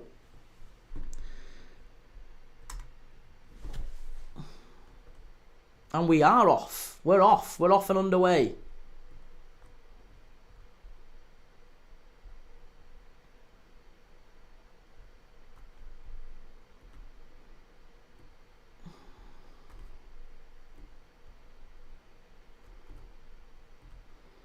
Right, hang on. Let's just sync the old timer up. Right, we're synced up. We're all synced up here. Charlton against Leyton Orient. We're off and underway. Let me know what you're thinking.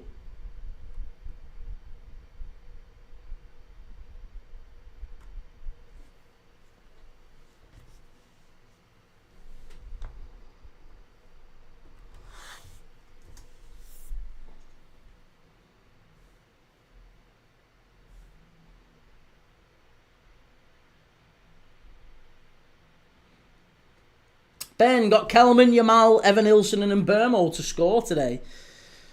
Yeah, Kelman's a good shout. I'm not sure about Yamal, just because it's the last day of the season, isn't it? Last day of the season. Evan-Ilson and Mbermo's always a good shout. User 1878, thoughts on Ben Doak? Apparently EFC are interested. Yeah, I think that might even open the door potentially to Jared Branthwaite to Liverpool. There's rumours that there's a potential swap deal going on there. Oh, what's the keeper doing here? Keeper's doing a little. Oh, he's moving the thing back behind the goal. I don't know why. David, do you think Arsenal will beat Southampton? Yeah, they'll stuff Southampton. They'll stuff Southampton.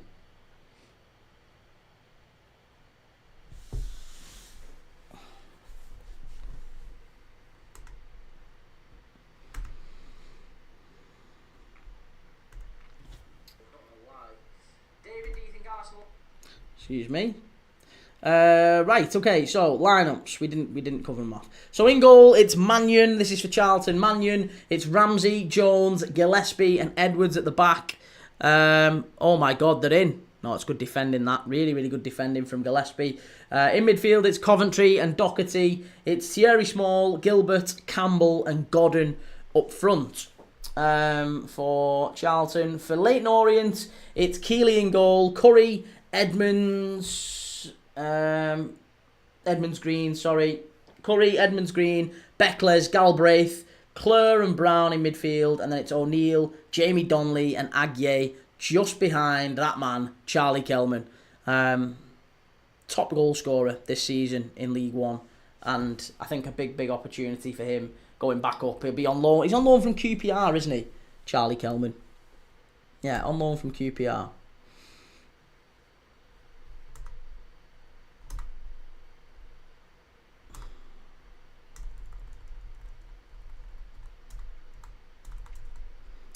Right, Jones has just fouled. There, Leyton Orient have got a chance to put a ball into the box. Early one. Kieran, isn't this a game rivalry in a way, being London teams? Yeah, it is a rivalry, effectively, yeah. Although Charlton is Charlton East London? I think Charlton's East London, isn't it? You've piqued my interest now. I don't know exactly where in London Charlton and Leyton Orient is.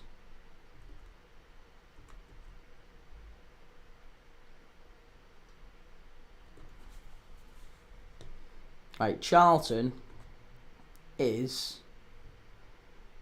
It's kind of central Londonish, maybe North London, isn't it?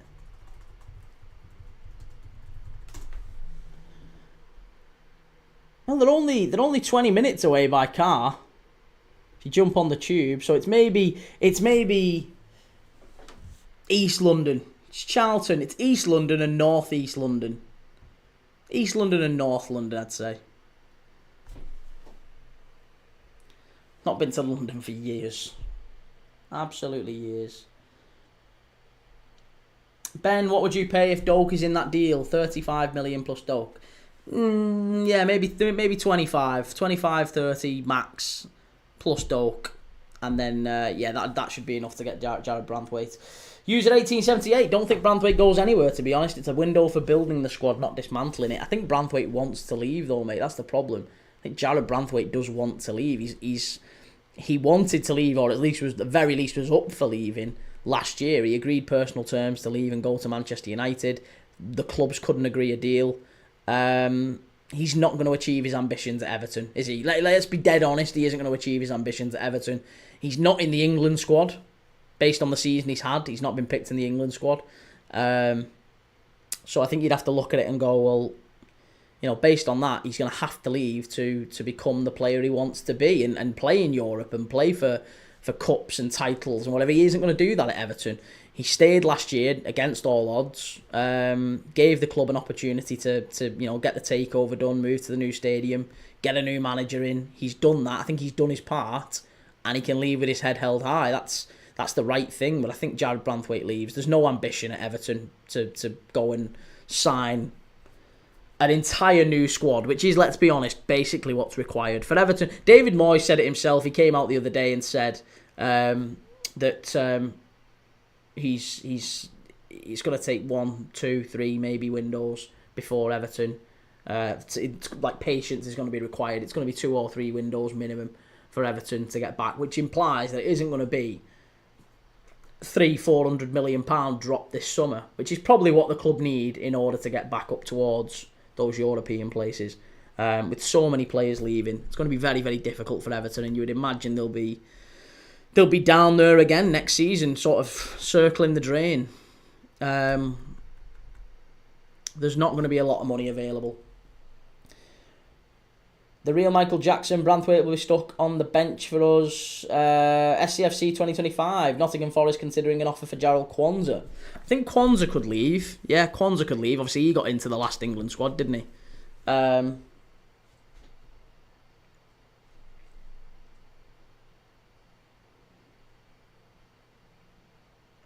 User 18878, he's injured, so hasn't been picked. He's injured now, but he wasn't picked in the last England squad, was he? Jarrell Kwanzaa got picked over him. He wasn't picked in the last England squad.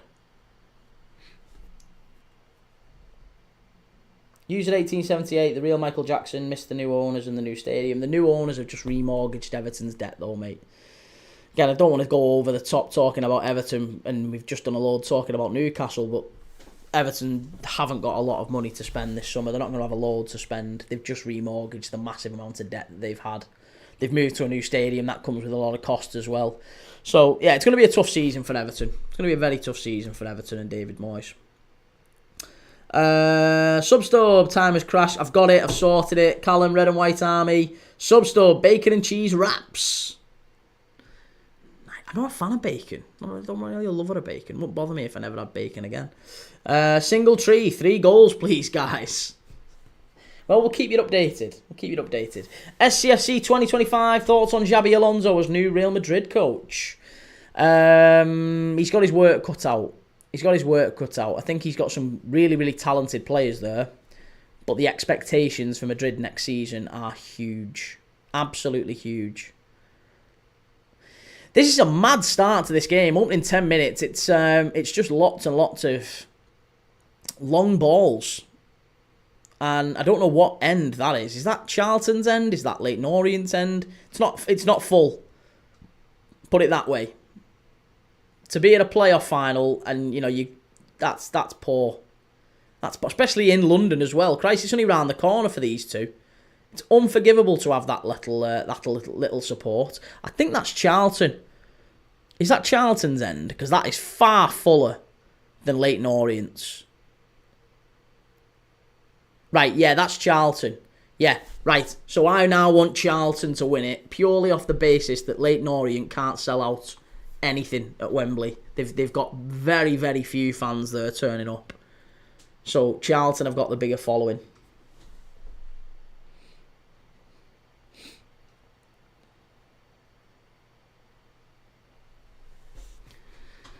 Just on that basis. There's not really an awful lot else I can base it on, but just on that basis, I'm going for Charlton to win. I've had a feeling about Charlton for a while, in the playoffs, but they've got more fans turning up in this one. Leyton Orient's end looks like City's end. Looks like City's game. It looks like City Stadium in a Champions League semi-final. The real Michael Jackson will be great to have a new stadium and then lose to Brentford and Bournemouth there. They lost to Southampton at Goodison this season. Kieran Baines, who would you want back in the Football League, Oldham or Southend? Oldham. Yeah, Oldham. I used to work with an old guy who was a lifelong Oldham fan, and he was a lovely, lovely man. I don't think he's around anymore, sadly, but he was a really, really lovely guy, and he was a lifelong Oldham fan. And yeah, for that reason, if nothing else, I'd support Oldham. Plus, they're a northern team. Right, corner to Leyton Orient here. Ball into the box. Good claim there from the keeper. And Charlton looking to get it going on the counter-attack very, very quickly.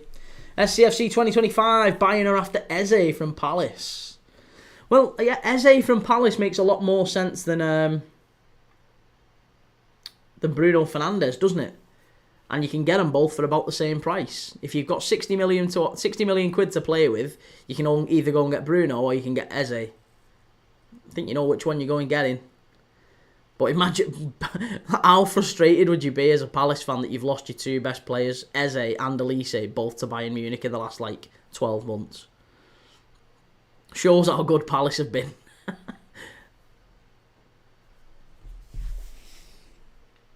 Ben, who are Oldham playing? They're playing Southend in the National League playoff final. That's next week. Caleb, I want Leyton Orient to win. What about you? I want Charlton to win. Yeah, I want Charlton to win. I did want Leyton Orient to win. But look at the home end there, or look at Leyton Orient's end there. I'm sorry, that's unforgivable. You can't take that many fans to a playoff final. That's so small time. I mean, admittedly, Leyton Orient, they're not going to have an overwhelming fan base, and you would have expected coming into this that Charlton would have had a bigger one, given that they've been a Premier League club not that long ago. And Leyton Orient are in a catchment area in London as well, where it's always going to be difficult for them to get young people to follow him, given that they've got lots of big teams or lots of big, Premier League teams around them. So yeah, it's always going to be difficult, but that is a little bit, not tin pot, but when you go to Wembley and you see that many empty seats, that's disappointing. Very disappointing. Johnny Rob, good to see you, mate. How you doing? Up the tune. I think you might be surprised later on today. I do think Everton have got it in them to get a point in that one.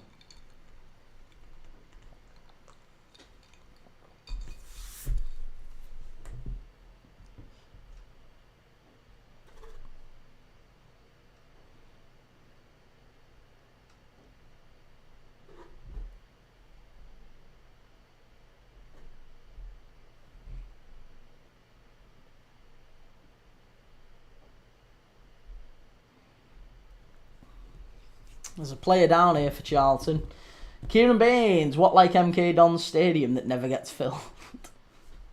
Well, yeah, there's an argument there as well, isn't there? Yeah.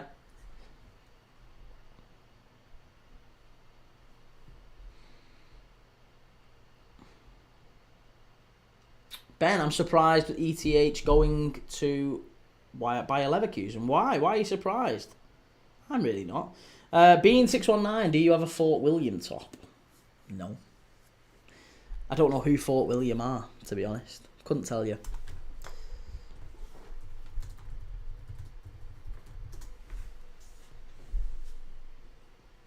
In the North Caledonian Football League. No, I've not, mate. I'm sorry.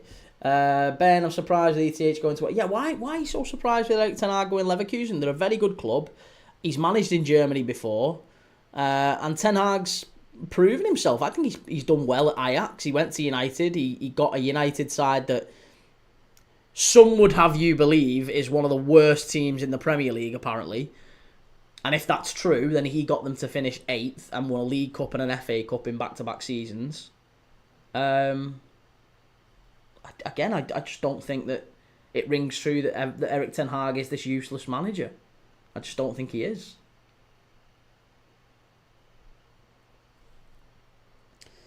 Michael Jackson, it'd be very Everton to get a draw in that game and they have nothing to play for. Yeah, I do think that they will, though. I do think they will. I fancy Everton to get something today.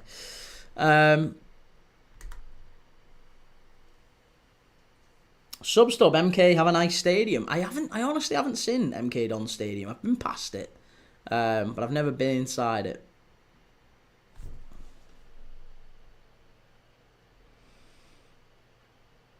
The real Michael Jackson, Erik ten Hag is a very good manager. United are United.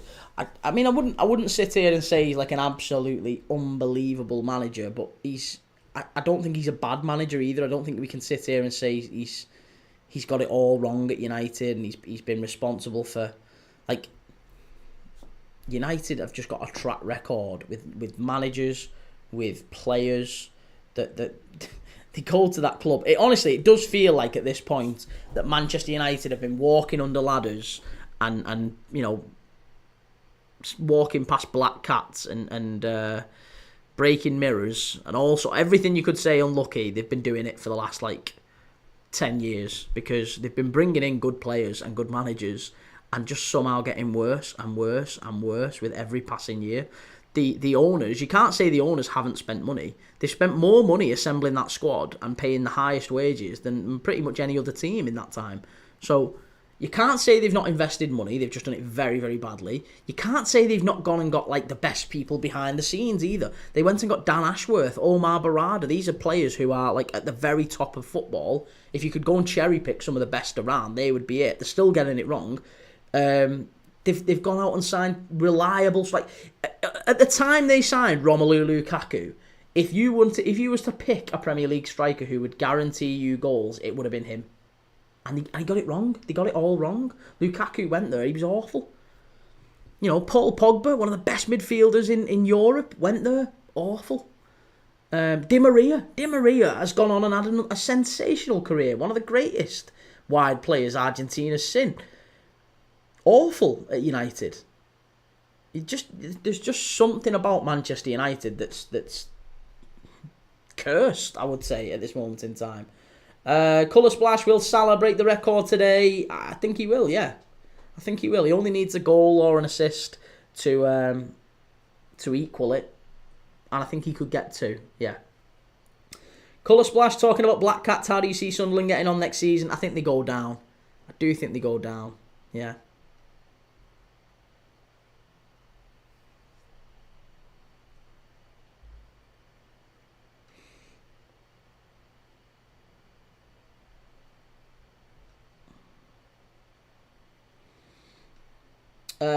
Hunger Games. Amram didn't want to win the club. He wanted to prove a point to the owners. Bailey, toxic club.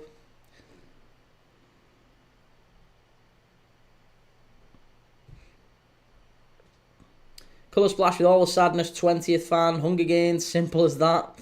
The way United is ran is disgusting. It's disgusting. Kieran Baines, MK Dons Stadium is nice, but it's a waste.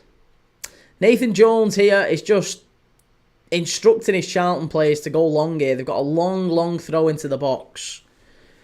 It's been a bitty opening 20 minutes, I've got to say. There's not been a lot of quality on show. The ball hasn't really stayed on the deck. It's been lots of long balls, lots of headed clearances. It's stayed mostly in the centre of the pitch. We haven't really seen a lot of quality. And both teams are picking the ball up, 2, 3, 4 passes, not enough quality, and it's broken down again. Here's Leyton Orient coming forward though. Switch over to Donnelly. Good ball into the middle. Kelman, chance. That's the first real chance there. Good block from Charlton. Very, very good block from Charlton to keep it out. Ben sounds like an enthralling game, this. Listen, they take a while to get going. Charlton were like that in the playoff semi-finals as well. That's just really poor. That's just really, really poor. A simple 5-yard pass there from Gilbert. Passes it straight out of play. Charlton, you'd be kicking yourself if you're a Charlton fan. Had a good opportunity there. Carrying the ball forward, they get it all wrong. Bailey, how do you reckon the top 5 will look after the games today? I think Chelsea, Villa, and Chelsea and Villa get in. Newcastle and Forest drop out. That's my opinion anyway. Reese wanting Charlton to win because of Nathan Jones. See, that's funny. I was wanting Leyton Orient to win because of Nathan Jones. I didn't think Leyton Jones, he was annoying in that last game. He was really, really annoying that last game against Wickham. So yeah, I'm probably leaning more towards Leyton Orient. I don't know.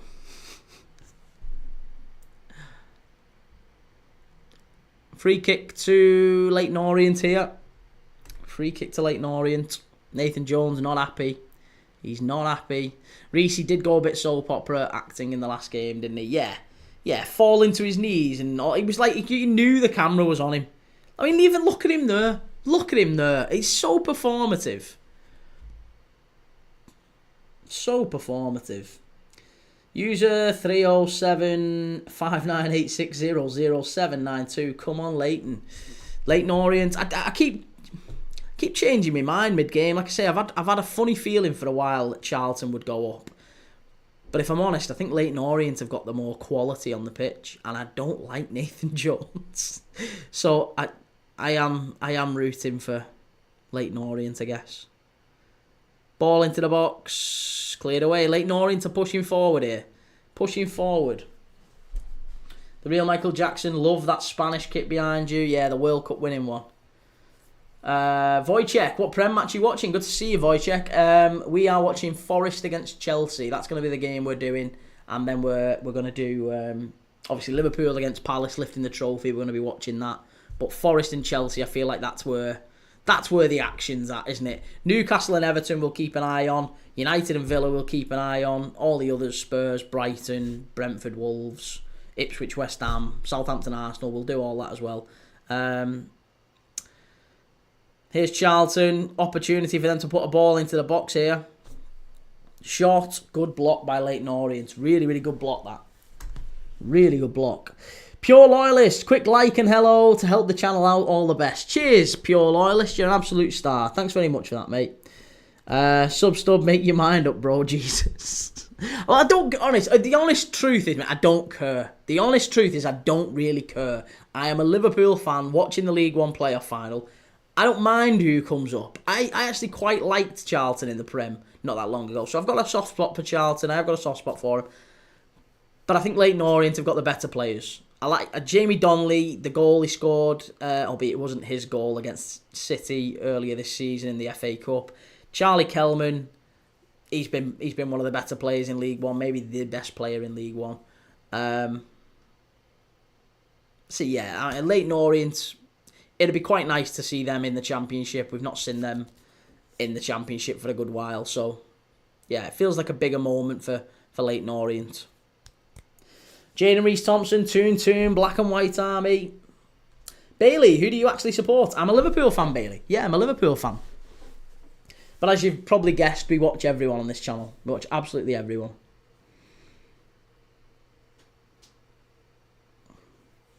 Geordie Rob, Everton have Branthwaite, Mangala, Lindstrom, Coleman, Tarkowski out. Is that a hit?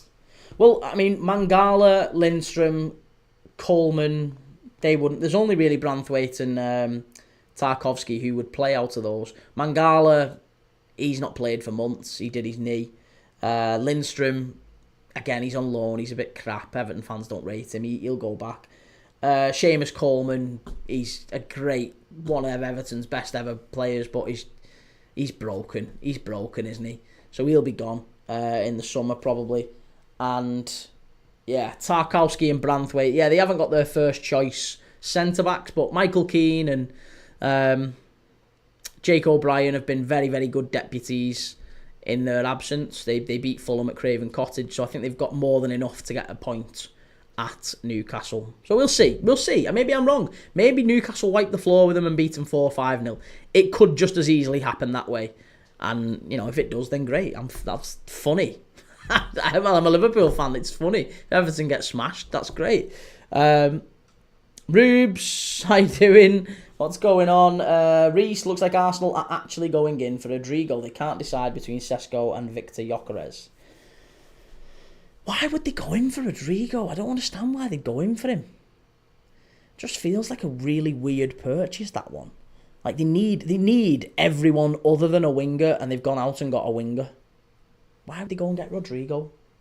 Best captain in fantasy, probably Salah. Picks up the most points every season. You want to be me? Come on, Charlton. Jolly Rob, we have Joe Linton, Lewis Hall, Matt Target, Kieran Trippier. Who's his worst, Key? It's down to you. Who's his worst as in the injury list? Probably Newcastle's, yeah. David Seaman, do you think Wrexham will stay up next season, or will they be getting relegated? Maybe Ryan and Rob may be punching a bit too much above their weight. I think they can stay up, yeah. I think they'll invest. There's obviously rumours they're going getting Tom Kearney from Fulham. If they go and get more players like that, they can thrive in the Championship. I'm sure they'll invest. It would be a weird summer, wouldn't it, if Wrexham didn't put some more money into it. And I think there's a lot of players who would quite like the popularity and the fame that comes with now playing for the Hollywood club Wrexham. You know what I mean? There's a bit of cachet playing for Wrexham. In that, you know, they can go to nightclubs, can't they, and say, "Oh yeah, I play for Wrexham," and girls know who they're talking about. Girls know who they're talking about now. Oh, that's who Ryan Reynolds owns. So there's a little bit of that. I think there's some players you'll quite enjoy going playing for Wrexham. Rubes, I've been at work. Nice.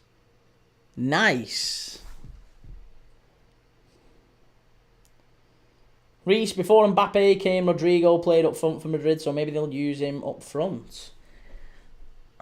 Again, maybe. There's rumours that Liverpool are gonna put Florian Wirtz in more of a centre forward role. So maybe that's what happens as well. Maybe we see Arsenal play Rodrigo as more of a centre forward. That'd be interesting, won't it? Philoe, Arsenal to go trophyless again. Ole ole. Netflix FC. MPIFF, do you know the team OFI Crete from Greece? Yes, I do, of course, absolutely. Geordie Rob, next season will you be doing the Tyneside Derby on a stream? Yes. Yeah, we'll definitely do. We'll definitely do the Tyne Weir Derby next season, I promise you. The real Michael Jackson, Wrexham will stay up and Birmingham as well. To be honest, if you look at the sides going down in the Championship, like Plymouth, they've been a Championship side for a while. Luton, again, Championship side for a while. And the other teams that were kind of lingering down there, Derby, Stoke, Hull, you know, it feels like the Championship. Wrexham and Birmingham could come up and maybe be mid-table quite safe, and it'll be regular sort of established Championship teams that could go down. Rube, some of us go to work here, Kieran. Hey, I used to. I was a grafter, and I'm still a grafter, just in a slightly different way. Sean Dyche, I'm starting to dislike Wrexham. They started off as a fun side, climbing up the table from non-league, and now they're just out there outspending everyone now around them. Doesn't feel organised. Okay. Daz Buller, Liverpool is blue. Sean Dyche, the Stoke and Hull fall-offs need to be studied. Well, Liverpool was blue, wasn't it, when we Liverpool was celebrating the league and we ended up getting the old blue smoke cans. Everton fans playing a little prank, the old pranksters, putting blue flares out. Liverpool fans letting off blue flares at the parade. Rat bags. The real Michael Jackson, Wednesday will go down if Roll leaves. Wednesday are in trouble. More so with the owner. Is it Chansiri, the owner? Not a good situation for Sheffield Wednesday. Edmonds Green, Fowler. It's going to be a free kick to Charlton just outside the area.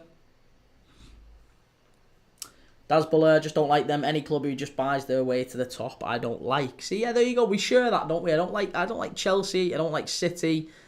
Not a lover of Newcastle's way of potentially going about it. So, yeah, I think there's always a little bit more respect for clubs who've earned their way over the years. Everton, United, Liverpool, Arsenal, those clubs. There's a bit more respect for them. David Seaman, as an Arsenal fan, I hate to say that I think Rodrigo would be an improvement on Martinelli, but if we're to win the Prem and the Champions League at some point, we have to start making these improvements. Do you think that moves the needle, though? Oh my God, I'm going to call you David Seaman. I know you're not David Seaman, but I'll call you David Seaman. Do you think that moves the needle? I think Rodrigo coming in and replacing Martinelli, and then you've got Rodrigo, Saka, and maybe, I don't know, whoever it might be at centre forward. Absolutely fabulous attack. But I don't know if that necessarily gets Arsenal European success, Premier League success. I don't know if that moves the needle. I think Arsenal desperately need a midfielder. I think you need a midfielder. I don't know if Zubamendi's the one. Especially if Thomas Partey goes. Free kick from Charlton. What a goal! Oh my God, what a goal that is! It's Gillespie. Gillespie, the defender, steps up left-footed. Oh, it's about 30 yards out, this. Free kick, absolute screamer. Charlton are 1-0 up. Charlton 1, Leyton Orient 0. Bang on half hour. And Wembley has erupted. Those Charlton fans, there's beach balls all over the place here. It's an unbelievable free kick, that. Pete Kieran Trippier. Left-footed. Smashed it from distance. Curled it in. Near post. I don't think the keeper doesn't get a touch on it, does he? It's round the wall. Do you know what? I think you've got to look at the keeper there. You've got to look at the keeper. It's not smack bang in the corner. And it goes round the wall. It's the keeper, that. That's the keeper. And he gets two hands on it. And it goes through him. He's got sawdust hands. He's got Rich T fingers. The keeper's had an absolute shocker. Charlton 1, Leyton Orient 0. It looked a great goal, but I've got to be dead honest with you. I think the Leyton Orient keeper, he's got to look at himself there. It's a great free kick from Gillespie. Fabulous free kick from Gillespie, but yeah, I mean, I'm looking at it and I'm thinking, Keeley, you've got to do better. Still Girona 0, Atletico Madrid 0 in La Liga on the last day as well.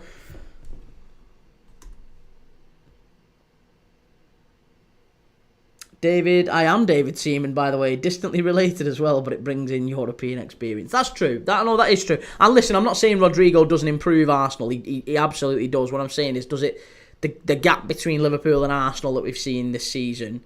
I'm not sure if Rodrigo bridges that, moves the needle sufficiently. And it's a lot of money. It is. There's a lot of money in it to get Rodrigo in.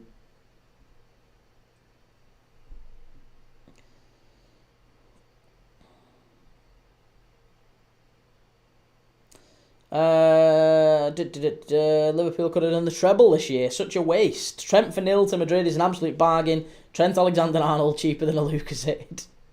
Kingsloth 18, well done to Sunderland. Can't wait to see them next season. Better than boring Sheffield United. Yeah. I did want Sunderland to come up, to be honest. Sean Dyche Martinelli has lost his Brazilian passport. He's now an English bloke from Stoke. Yeah. Gary Martins on the wing for Arsenal. Jonathan Guzman 3791. What do we think about Arsenal today? I think they beat Southampton quite comfortably, probably 4 or 5-0. They end the season in style, and Mikel Arteta can go back to saying they're going to win the league and win everything next season. And he doesn't talk about other teams, even though all he's done for the last 2-3 months is talk about Liverpool. But he won't talk about Spurs because he doesn't talk about other teams. Arab Joe masterclass yesterday. Joe Bellingham had an interesting game yesterday. I don't know if it was a masterclass, but he was rated one of the highest rated players on the pitch yesterday. But it didn't quite pass the eye test for me. When I was watching it, I didn't think that Joe Bellingham had a great game. There was a lot of Sunderland players who I thought were fantastic. I thought Patrick Roberts, when he came on, unbelievable. I thought Mayenda ran his socks off all game and he finished unbelievably well. I thought Sheffield United, I thought Harrison Burrows had a really good game as well. Really, really good on that left-hand side. Probably a little bit unlucky not to get a goal as well. But yeah, I didn't think Joe Bellingham was exceptional yesterday.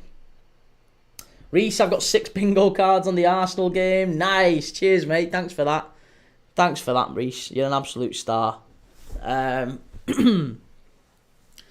Again, if anyone wants to get the bingo cards, go and check it out. Link in bio. David Seaman, yes, the League Cup of European football, also a competition that Arsenal weren't even in. The League Cup of European football. Come on, mate. Let's not be bitter. They've done well. They've won it. They've won a trophy. Any season where they win a trophy, when anyone wins a trophy, is better by definition than anyone else's. So, yeah, I think Spurs have had a better season than Arsenal. Fernie, Lefay didn't have a good game either, but well done to Sunderland. Yeah, Lefay wasn't terrific either. Here's Charlton breaking forward again. They could make it 2 here. On the counter-attack. Crap balling. Awful balling.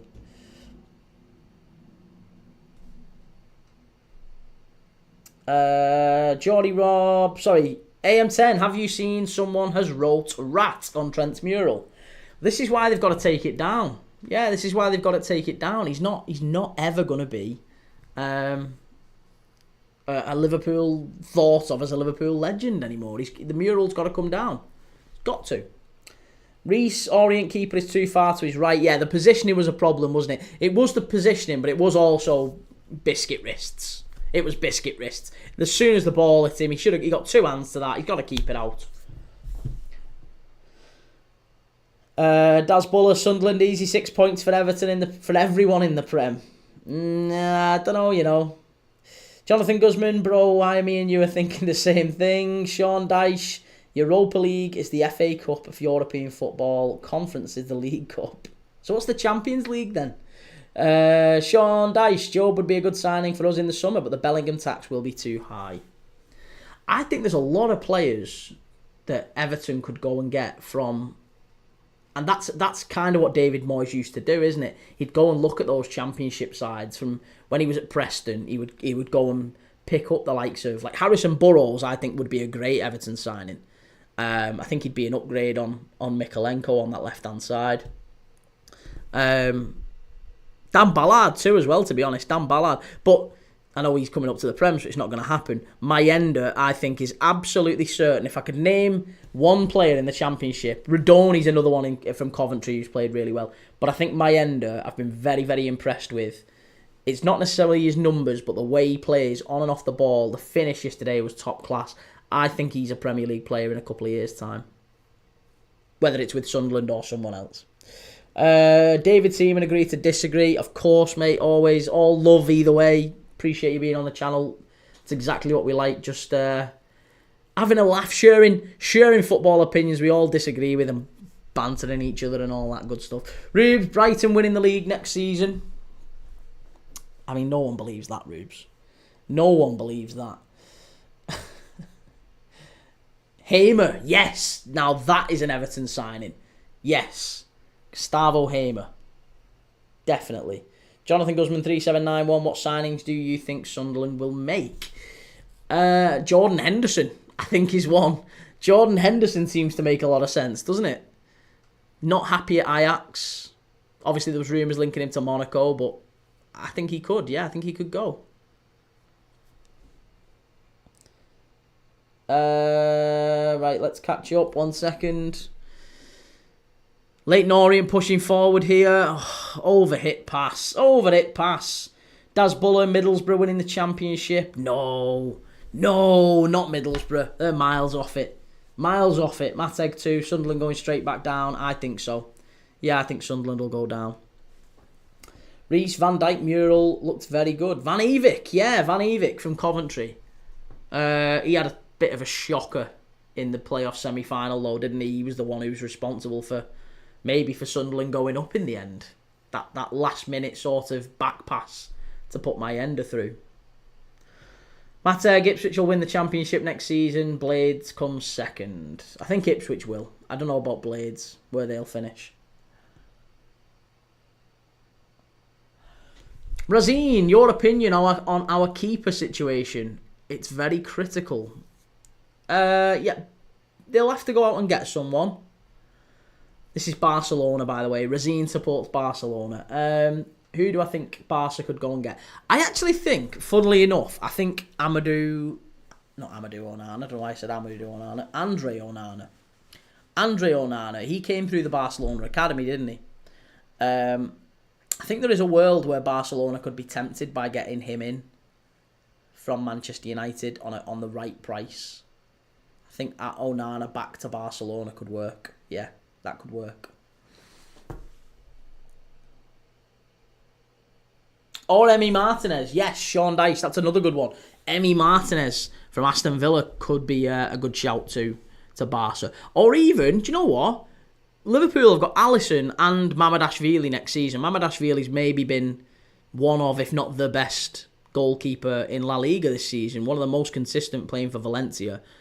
Liverpool could loan him to Barca. Mamadashvili going to Barca. I mean, the problem there is that we would absolutely not even entertain the idea of him staying there. He's our Alisson replacement, so I don't think we sign him. I don't think we let him go on loan. Cross there from Aguier. It's gone behind for a corner to Leyton Orient. Sean Dyche 10, Barcelona to Emi Martinez, yeah. Med, whatever happens today, win, lose or draw, I am so proud of my Forest side. They've had a great season, haven't they, Forest? And I'm sure they will. Obviously, they've got European football of some sort, but it will be disappointing, won't it? If you only end up in the Conference League or the Europa League, it'll be very disappointing. Razine, Barca plan to sign Joan Garcia via MD as Deco and Flick seek a top goalkeeper with his £25 million release clause ties to Olmo's agent. It's heating up. Ter Stegen may face real competition and could rethink his future. Interesting.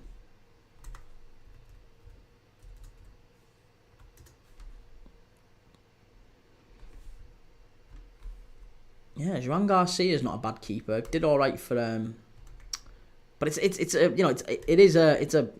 a crossing the line sort of thing, that, isn't it? Because he plays for Espanyol.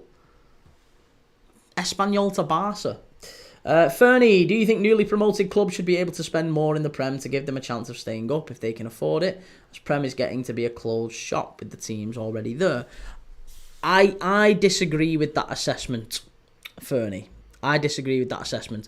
I think people have seen the last two seasons where three teams have come up and they've gone down, and they've concluded, I think wrongly, hastily, that the Premier League and the Championship, there's a massive gulf between them, and actually the Championship is miles behind the Prem, and actually it's too difficult for teams coming up. I disagree. The three teams coming up and the same three teams going down have only happened 3 times in 27 years. The problem is that 2 of those times have been in the last 2 years. So I think it's a rarity, and I think there is options for teams to stay up in the Premier League. They just have to get their recruitment right, and they have to not be ridiculously naive in how they play their football. Southampton came up and tried to play tiki-taka, high-pressing football, and they got punished for it. They didn't have the players for it anyway, but even with that said, they played ridiculously naive football. Same with Ipswich to a degree. And I think if teams come up and are a little bit more pragmatic and they get the recruitment right, they can stay up.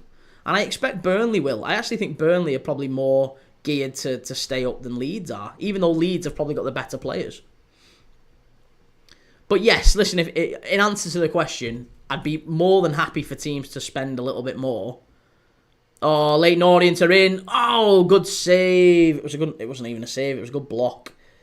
Leyton Orient applying a little bit more pressure towards the end of this half here, and they give it away again. Really poor in the final third from him. Really, really poor. But yeah, I would be happy for the Championship teams coming up to spend a little bit more, of course.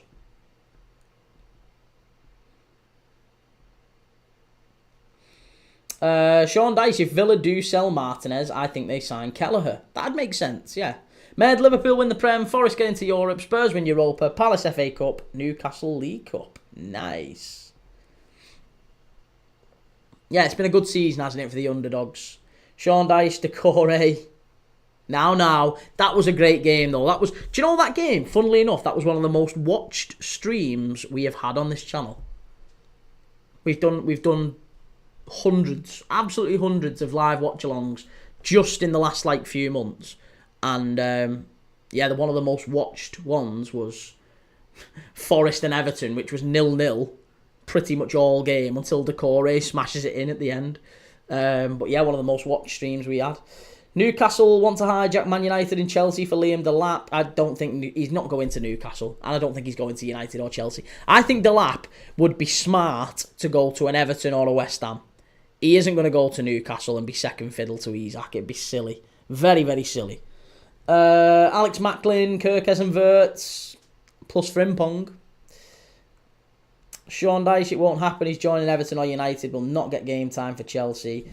If we sign good players for low fees to replace all those we're losing, we could get into Europe. No, Sean.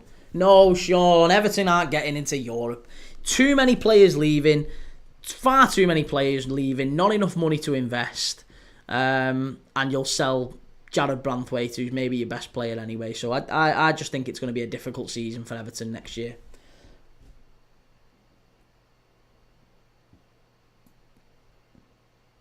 Med, we have the manager and we have the money. The question is who we can get, but the rebuild is on. You have the manager?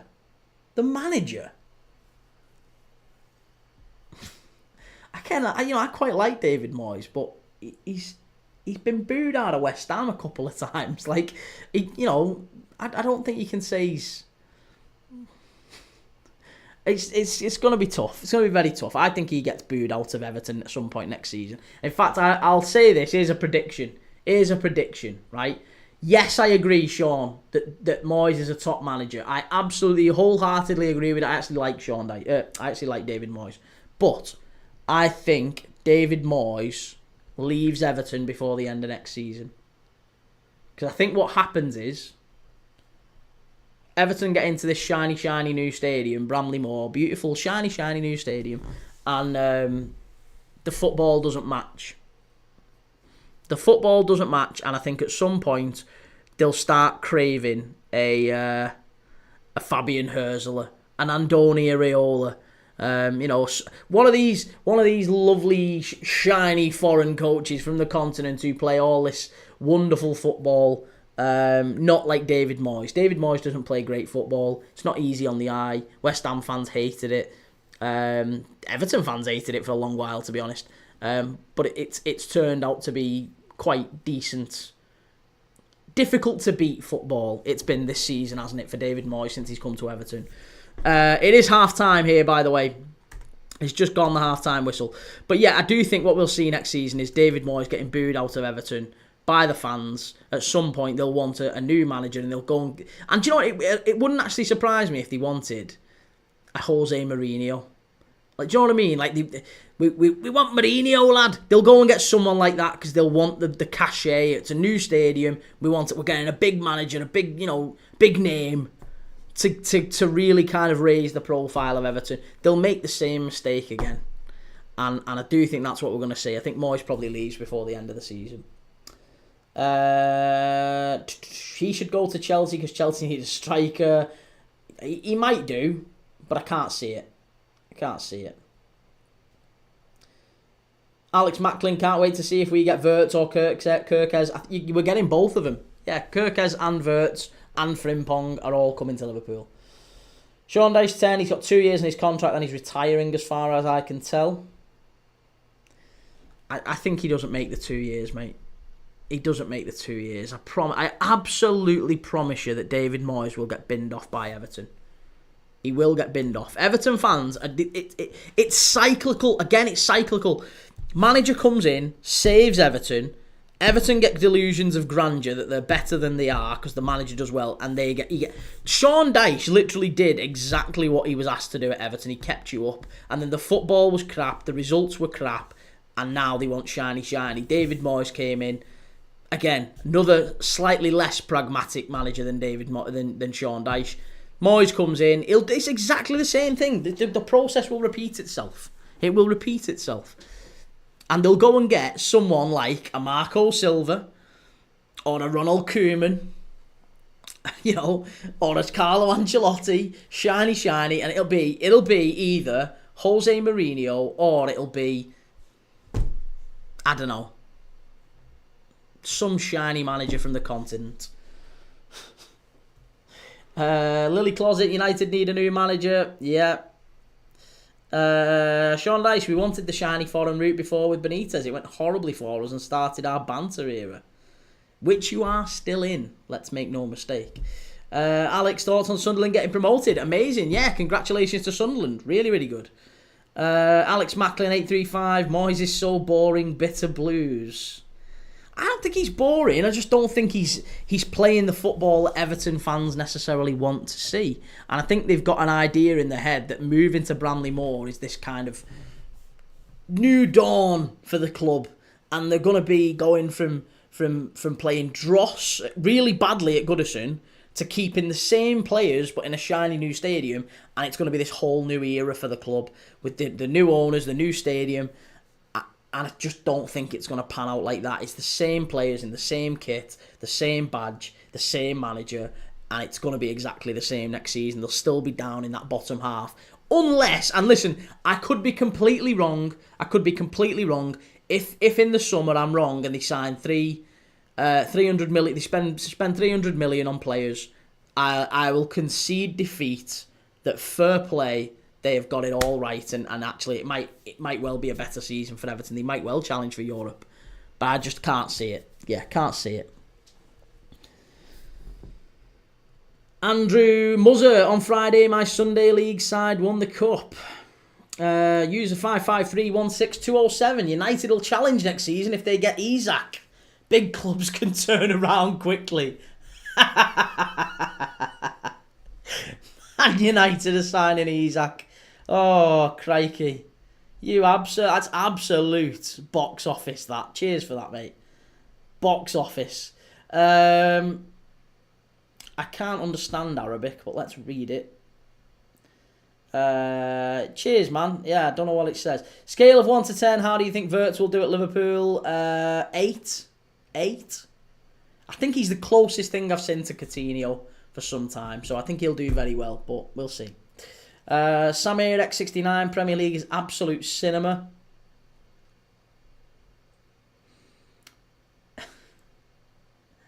Brandon, delusional fan base.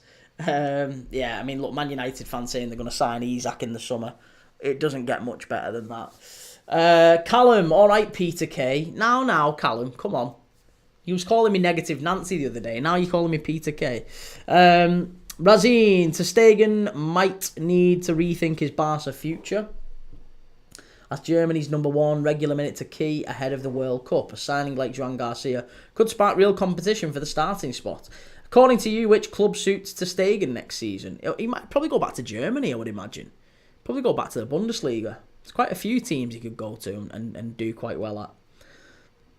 Rubes, according to you, Isak is leaving Newcastle. I think Isak will leave Newcastle if they don't get European Champions League football today. Yeah, if Newcastle don't get Champions League football today, I think you see a transfer request going in from Isak this summer. Yes, I do.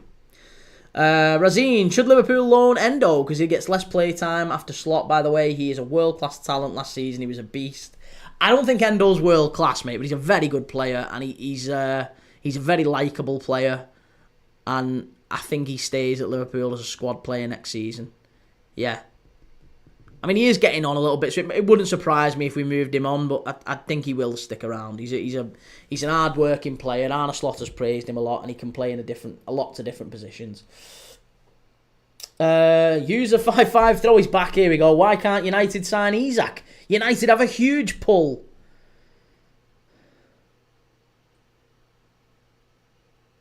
Why can't Manchester United sign Isak? How long have you got?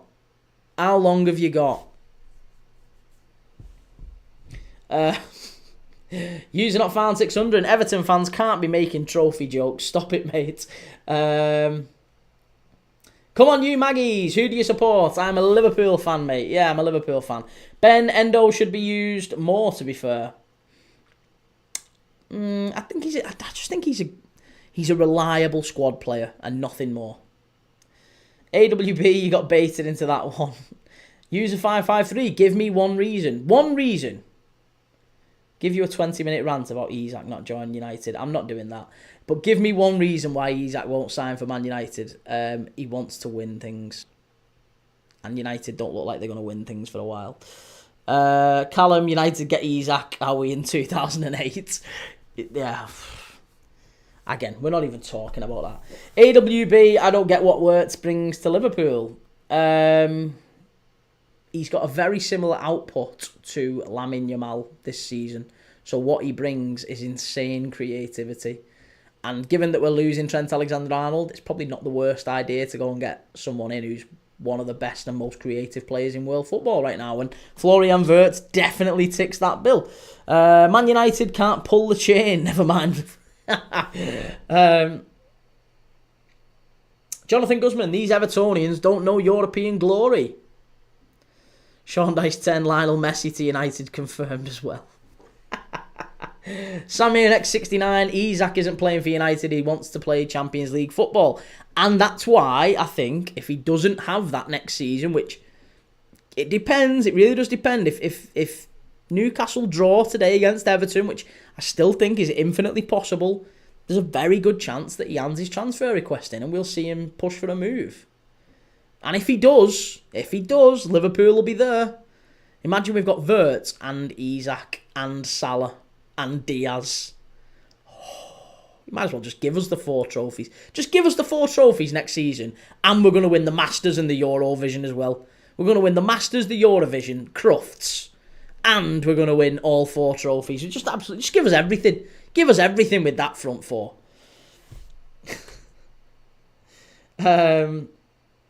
User 556, have Isak teaming up with Ahmad, Bruno and Cunha. That's definitely an attack that could win the league. We're not even talking about that now.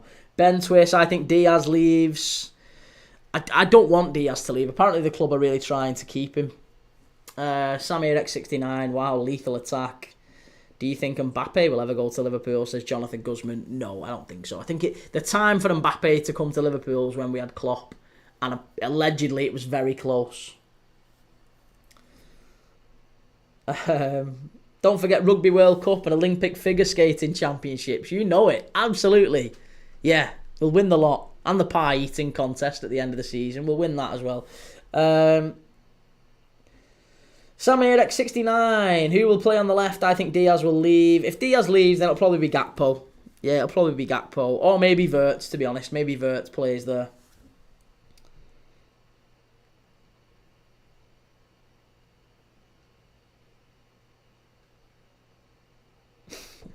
User not found 600. Funny seeing you, pal. Thought we were going to lose 3-0 to United. He did say that, to be fair, Ben. You did say that. You said that United were going to beat Spurs in the Europa final. Rubes and injured Isak. Okay, mate. He's injured. You're like Jake, you. You keep saying just because the club have said he's injured, that's it. Of course he's injured. Like I said, Isak is injured today. Liam Delap, injured. Because they know if they play today and they get like an ACL or something, then their move in the summer gets scuppered. All of the players who have got a chance of moving in the summer, they usually don't play on the last day of the season. Unless there's something really riding on it. It's unlikely they play. Diaz said he was going to stay. What's happening? Jonathan Guzman, I think he's still waiting on a contract offer from Liverpool, because if you look at Diaz's wages are pitiful, to be honest. They are pitiful. They're embarrassing from a Liverpool perspective. Like, I mean, look, they're not embarrassing. We'd all love to be on Diaz's wages. What I'm saying is, if Luis Diaz is on the level of wages that he's on, you'd expect him to be playing for, like, Brentford. You know, it's appalling that Luis Diaz has competed he's winning Premier League titles, he's competing in the Champions League, he's been one of the best wide players over the last few years in the Premier League, and he's wanted by Barcelona, he's chased by a number of teams, he's a very, very talented player, and he's being paid a pittance, really, for the level of player that he is. Freddie, Isak ain't going anywhere. I think he will, you know. I think he will. If Newcastle drop out of it today, I think he will. Jonathan Guzman, how much is he making? I think he's on about 60 grand a week. Yeah, about 60 grand a week. He's on less than most of the Bournemouth first team. I think he's on less than Clivert, less than Evan Ilson at Bournemouth. Like he's on not very much for a top player. Samir X69, off topic, but do you agree with Klopp defending Trent? No, I don't. I don't think Jurgen Klopp has got any business saying what he said. All he's done is dredged it all up again, and I love Jurgen Klopp. I absolutely love him to bits, but he knows Trent personally. That's the only reason he said it, because he's his mate. He's not a Liverpool fan. He hasn't, he hasn't been a Liverpool fan for decades at the club. So if I'm dead honest, I haven't really got a lot of time for what Jurgen said. He's got no business breezing back in after a year and thinking he can tell the fans how to feel. So yeah, I'd just tell him to politely shut the hell up and enjoy the trophy lift, mate. You've come back in after a year out. That's great. Top player, top manager, legend of the club. Amazing. Love him to bits. But on this sort of thing, I think you should know your place. Just shut up. Just shut up. Be quiet on it.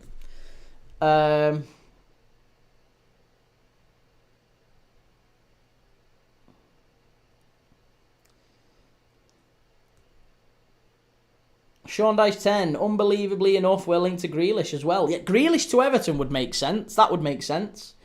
Jonathan Guzman, that's wild, son. He deserves to be 200k or more, and that is what he's hoping for, yeah? That is what he's pushing for. He's pushing for a big contract, because this is probably going to be one of his final contracts. So there's been a negotiation between Liverpool and Diaz for a while now.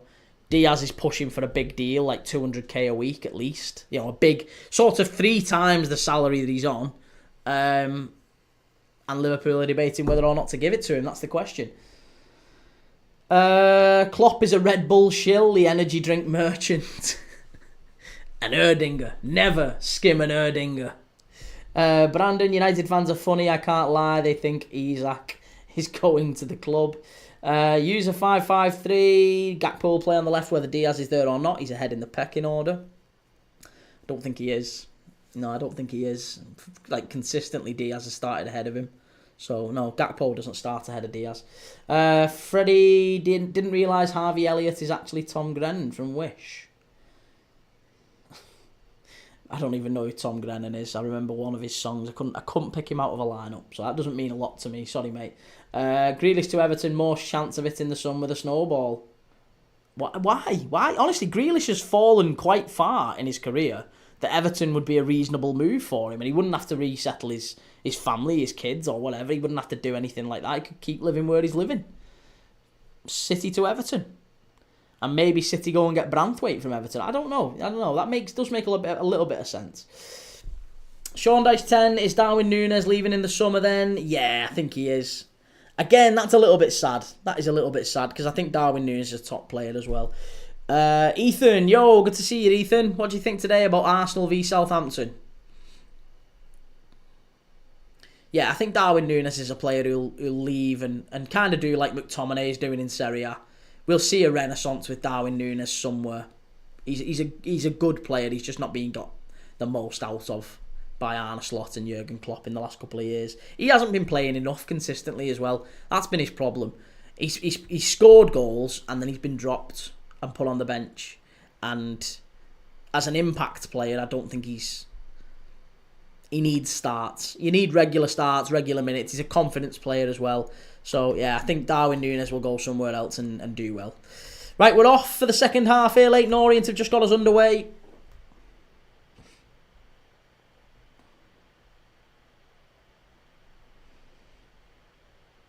Ben, if you think Grealish would move to Everton, you need help, mate. It's the most silly thing I've heard all week. Why? Grealish has got like 1 goal and assist in the last 12 months, hasn't he? I think this. You're really surprised. It's surprising to see how far Grealish's star has fallen. Where do you think Grealish goes then, Ben? If Grealish leaves Manchester City, which I'm sure he will, because allegedly he's texting people telling him that Pep has frozen him out. So if that's the case, and he leaves, where do you think Jack Grealish goes? Because he isn't good enough to get in any of the other top 6 sides, I don't think he's good enough to get in any of the sides just outside the top six. For example, if you're Brentford, for example, right? Brentford are competing for Europe. They're just outside those European places. They've got Wissa and Mbermo on the wings. Does Grealish play ahead of either of them? No, he doesn't. He doesn't. So then you're looking below them. So below them, who does Grealish go to? Doesn't go to Manchester United for obvious reasons. They're a rival of cities. Could he go to Spurs? He could go to Spurs. Yeah, he could. But again, I don't think that Grealish moves the needle for Ange Postecoglou. He doesn't have those types of players. So I think Everton would be... Honestly, I think Everton would be one he would look at. Everton, maybe West Ham. Maybe West Ham at a push. Assuming they keep playing Kudus or Bowen at centre forward.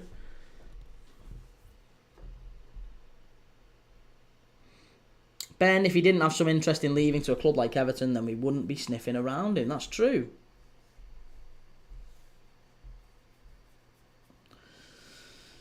What's your pal? And Napoli seem to be making noises for Darwin. Yeah, I mean, to be honest, Darwin Núñez to anyone, I think he's going to be a really good signing. Whoever gets him, I firmly believe they will be getting a very, very good player.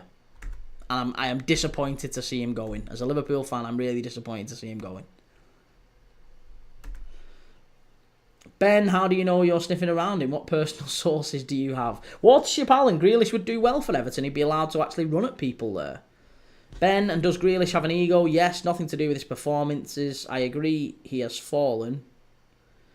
Grealish to the Championship, here we go.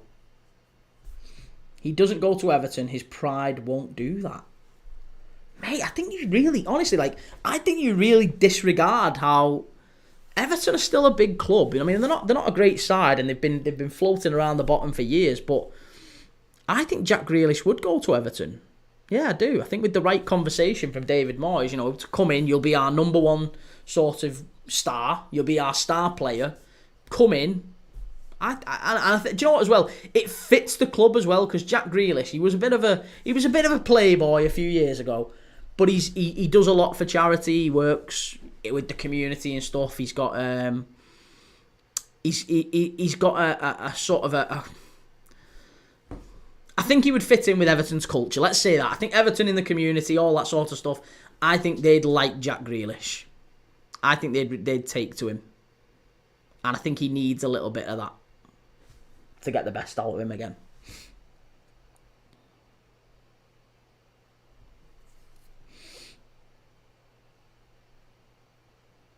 Grealish will end up at a bigger club than Everton, mark my words. Well, come on then. Who? I've asked you. Who? Tell me who you think he would go to. Who do you think Jack Grealish goes to? Give us some suggestions. Sai say Grealish won the treble and lost that hunger. Sean Dyche, Mason Greenwood to the worst people in history's first team. Jonathan Guzman, be honest, other than playtime, what was his real problem for not scoring in Liverpool? I feel like he scammed us for 100 million. What do you mean, other than playtime, Jonathan? Mate, that's literally it. Other than playtime, you have to give the striker playtime to get any sort of success out of a player, especially a striker. A lot of strikers they're a little bit tapped in the head, strikers. They need confidence, they need the arm around the shoulder, they need to be told that they're special and that they're the best player and we love you and you're our number 9 and we rely on you for goals and all that. He's never had that at Liverpool. He's never had that. He had it at Almeria, did very well. Had it at Benfica, did very well. He was the main man there and he was smashing it. And I think if he went back to La Liga or he went to Serie A, he would be treated like an icon, and he would love it. I think he's got real confidence issues at Liverpool. And you say, what about, forget the playtime thing, why has he failed? He didn't cost us 100 million for one. He didn't cost us 100 million. If we sell Darwin Núñez, we'll probably lose about 15 to 20 million quid. We'll still get about 60, 65 back for him. Easy. People saying if he goes Everton, he can run, but people, Doku and Savinio, take players on a lot. Yeah, but they've got no final ball. They've got no final ball. Oh, I wonder. Could that be a penalty? No. Thought it might have been a penalty to Leyton Orient there, but no. Savinio and Doku take players on and don't get any final ball, do they? They always fluff it.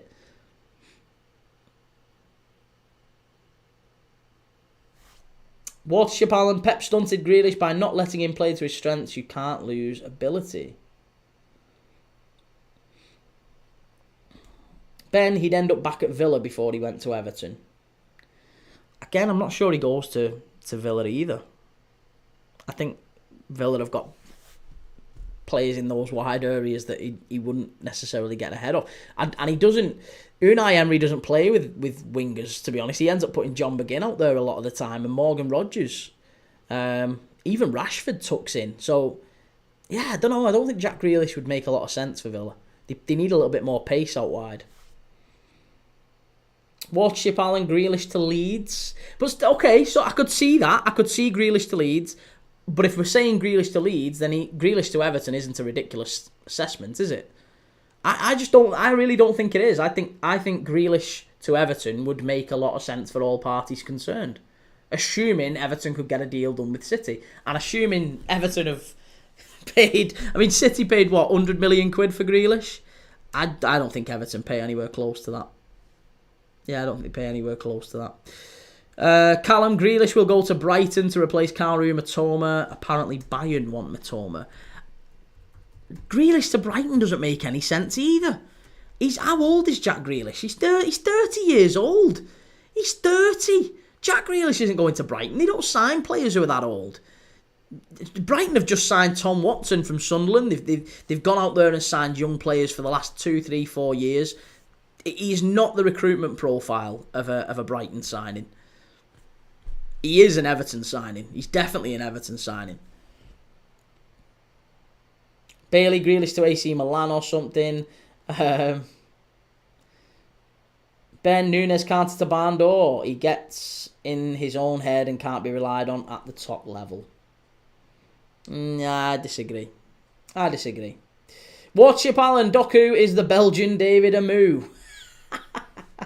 Daniel Barnett, hi, I'm a Birmingham City fan. Good to see you, mate. Yeah, good to see you. Ben, again, I don't think he goes to Villa, but he'll end up there before Everton. Really can't see it. Sean Dyche, 15 million for Grealish is a fair price. Well, a 30-year-old Jack Grealish. What's his contract? When does his contract expire? 2027. He's got 2 years left on his contract. I think you're probably looking at about 20 to 25 for him.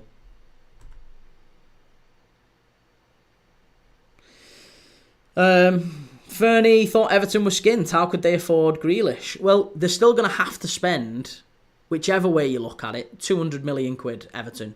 Now, they might get a third of that from selling Jared Branthwaite and maybe recouping a couple of fees from other, maybe Beto goes. I don't know. Everton are going to have to get about 200 million quid, though, because they've got at least 9 or 10 players leaving the club this summer.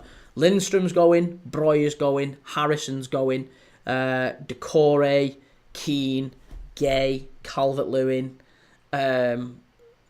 Begovic, Young, Coleman's broken now. There's a lot of players there. Mangala, that's like 11 players, right, that were in Everton's squad this season that probably aren't going to be in it next season.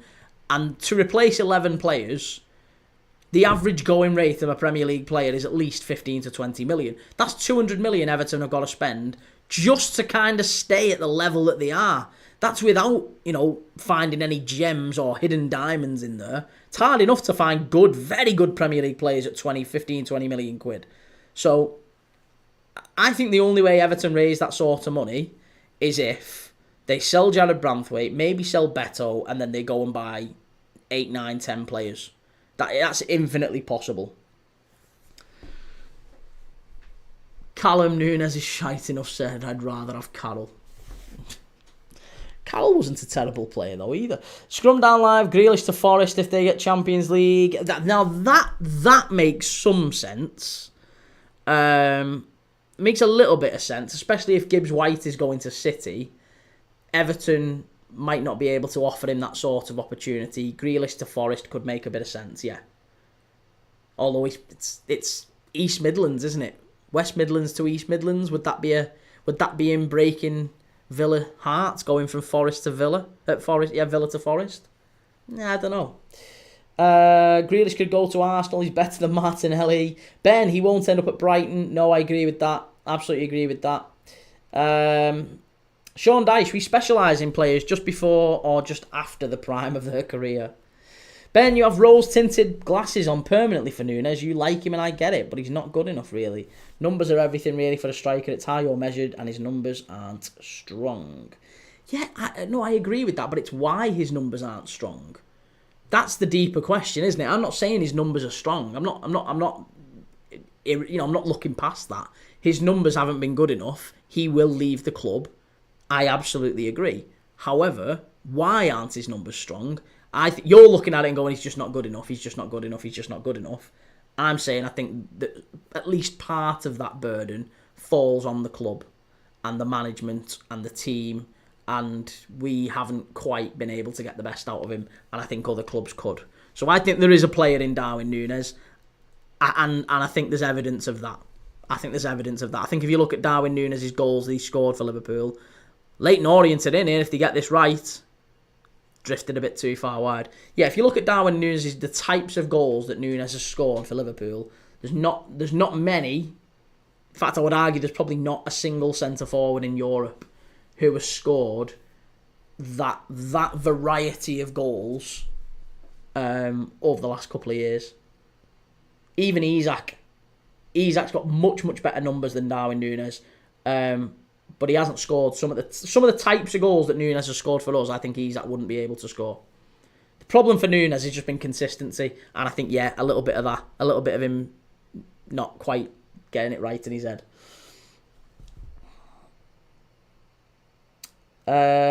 What's your Alan Grealish to Forest, replace Gibbs White? Yeah, absolutely. Everton got a tough summer. Sean Dyche, better as a discount Mateta. Sean Dyche 10. Villa's main rivals are Birmingham, really. Don't think they would hate him for moving to Forest.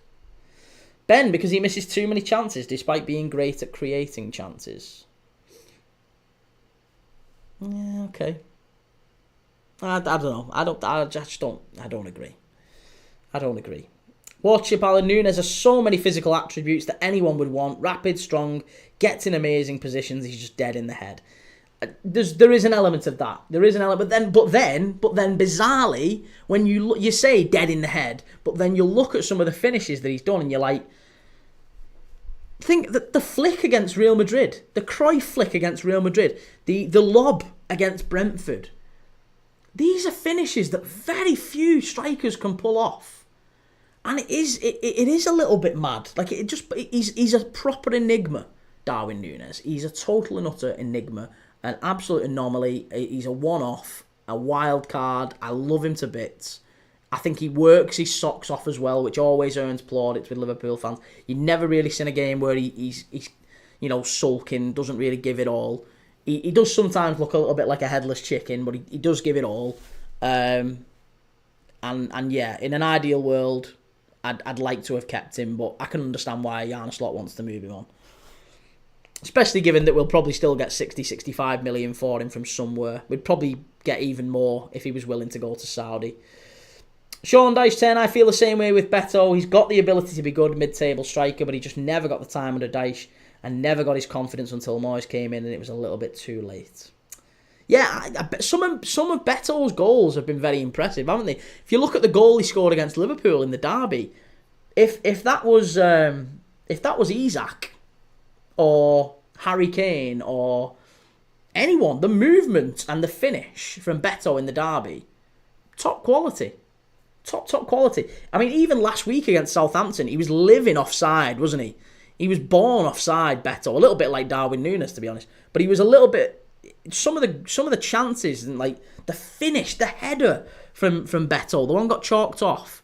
Oh, it's really, really good. Good finishes, good movement. Just a little bit stupid at times. JMT 2013, what do you think the score is going to be between Liverpool and Palace? I think it's going to be...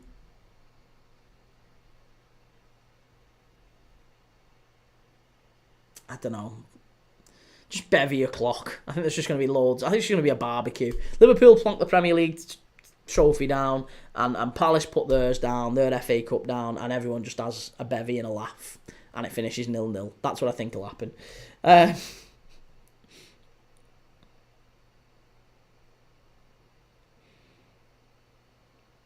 Brendan, how do you feel about Erik ten Hag to Leverkusen? It's so good, yeah, good, really good. I think he's a good manager. I think he'll do well there. Do very well. Ben Key, you are so argumentative. How can anyone claim that Nunes doesn't miss a lot of chances? Are you hearing things? Are you hearing things, Benjamin? No, that's not your name. But are you actually... Oh, off the bar! Leyton Orient! Oh, very nearly 1-1 there. Charlie Kelman from distance. Big deflection, hits it into the floor, bounces up, keeper get nowhere near it. Oh, it was very nearly 1-1 there. Just outside the area, Charlie Kelman. Unbelievable. Big deflection. I think it was off Jones. And it just clips the bar and goes behind. It's a corner to Leyton Orient here. Yeah, I haven't said that he doesn't miss chances. Watership Allen, when Darwin has time to think, he hasn't got it upstairs. He reminds me of Darren Bent in that respect. Caelan Murphy, Newcastle should sign Gay and Burmo and another backup midfielder and fullback. Yeah, I think you're going to need something like that, definitely.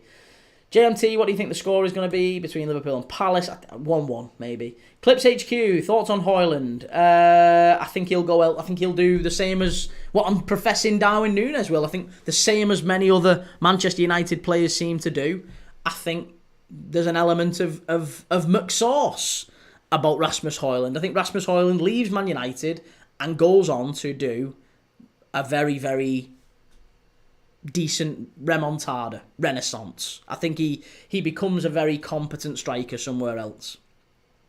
Maybe not a top elite striker, but I think he could go on and become a reliable European striker somewhere else. Like, if you look at Rasmus Højlund for Manchester United, you look at him and think he's League One. He's National League level. He's absolutely awful. But he's still playing for Denmark. They paid 75 million quid for him not that long ago. So evidently the scouting system thought he would be an elite striker at some point. He won Premier League Player of the Month about 12 months ago. He is a player who's got talent and ability, but again, this is the thing that a lot of people don't seem to get with strikers. They are confidence. It's all ego. With strikers, they have this ego. They need to be told that they're wonderful all the time. They need to be backed. They literally need to be told, you're going to start the next 10 games, and if you're crap and you score none, you're going to keep starting. I'm going to put you in. You're our number 9. We love you. You're our number 9. You're unbelievable. Of course we believe in you. Of course we think you're the best thing since sliced bread. But I just don't think that Rasmus Højlund or Darwin Núñez have got that during their times at their respective clubs. And they'll go somewhere else and get it. Sean Dice 10, neither team is playing for anything. Liverpool will win 1-0 just to say they won on the final day. JMT, I think Liverpool 3, Crystal Palace 1, I think. Okay. Unknown, we need a VVD backup and striker. That's our summer done as well as the 3 players close to signing. No, I think we've got a few more. It's a free kick here to Leyton Orient, right on the edge of the area. I think it was Jones, or was it Gillespie? I think the goal scorer. Free kick, literally on the edge of the area. Nearly a penalty that for Leyton Orient as we enter the last 25 minutes. Let's just watch this back. Oh yeah, it's a foul. It's an easy foul. It was Gilbert who flew in. Caelan Murphy, here's a fact for you. In the time that Erik ten Hag was United boss, he was the fastest manager ever to win a trophy. Really? Well, there you go. Sean Dice 10, that Ipswich left back, forgot his name, but he looks a good player, would like him at Everton. Leif Davis, I think you mean. Yeah, Leif Davis would be a decent upgrade on Mikolenko, I think. As would Harrison Burrows at Sheffield United. Harrison Burrows at Sheffield United, I think, is a very Everton signing. A very Everton signing. Sub-stub, yeah, Ben's hearing things. There you go. Nobody else heard that, Ben. Adam464AD, could Diego Simeone get Darwin Núñez scoring again? Yeah, he'd either go to Atletico Madrid and start scoring hatfuls, just like Diego Forlan did, another one who flopped in the Premier League, or he'd go there and get sent off every game and he'd get bombed out. Here's Leyton Orient with a chance from the edge of the area. It's a good block from Charlton, and I think it's just head tennis in the penalty area here. Cleared away by Charlton. Cleared away. Watership Allen, ETH at Leverkusen is good. A club with actual structure. Non-toxic remedy for moderate success. That's a very astute comment. I totally agree with that. Adam464AD, United need to have an actual game plan before signing players to fit a non-existent game plan.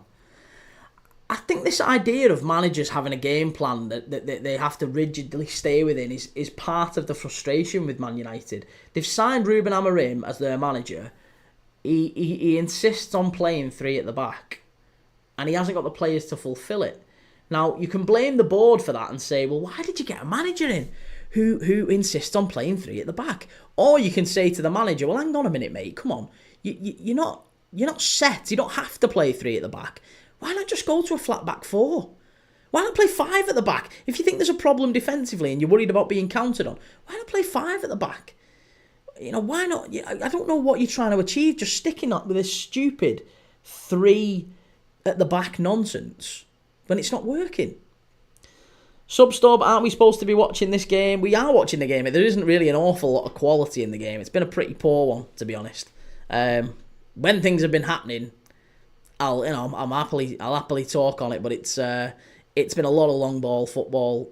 Leyton Orient are coming into it in the last 25 minutes. They've had a couple of chances in the last 5, but there's not really been an awful lot of quality in the game. It's been bobbly, head tennis.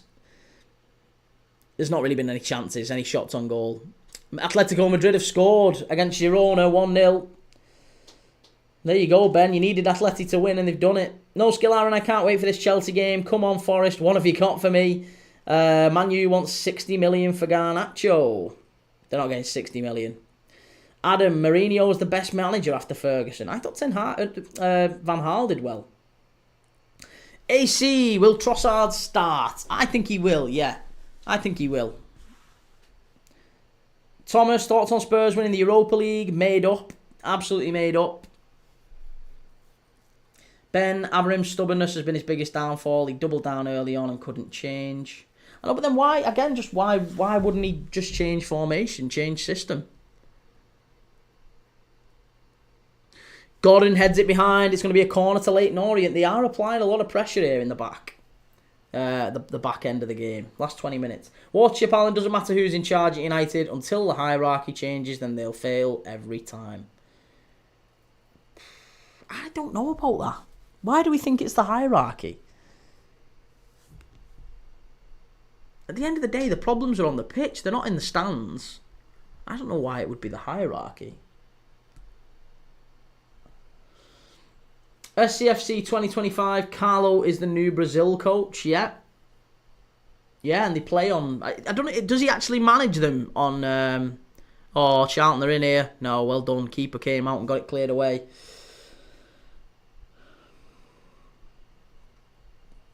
Ben, I agree. It's beyond stupid, and for me, he's deserved the sack because they have become so much worse since Amorim replaced Ten Hag.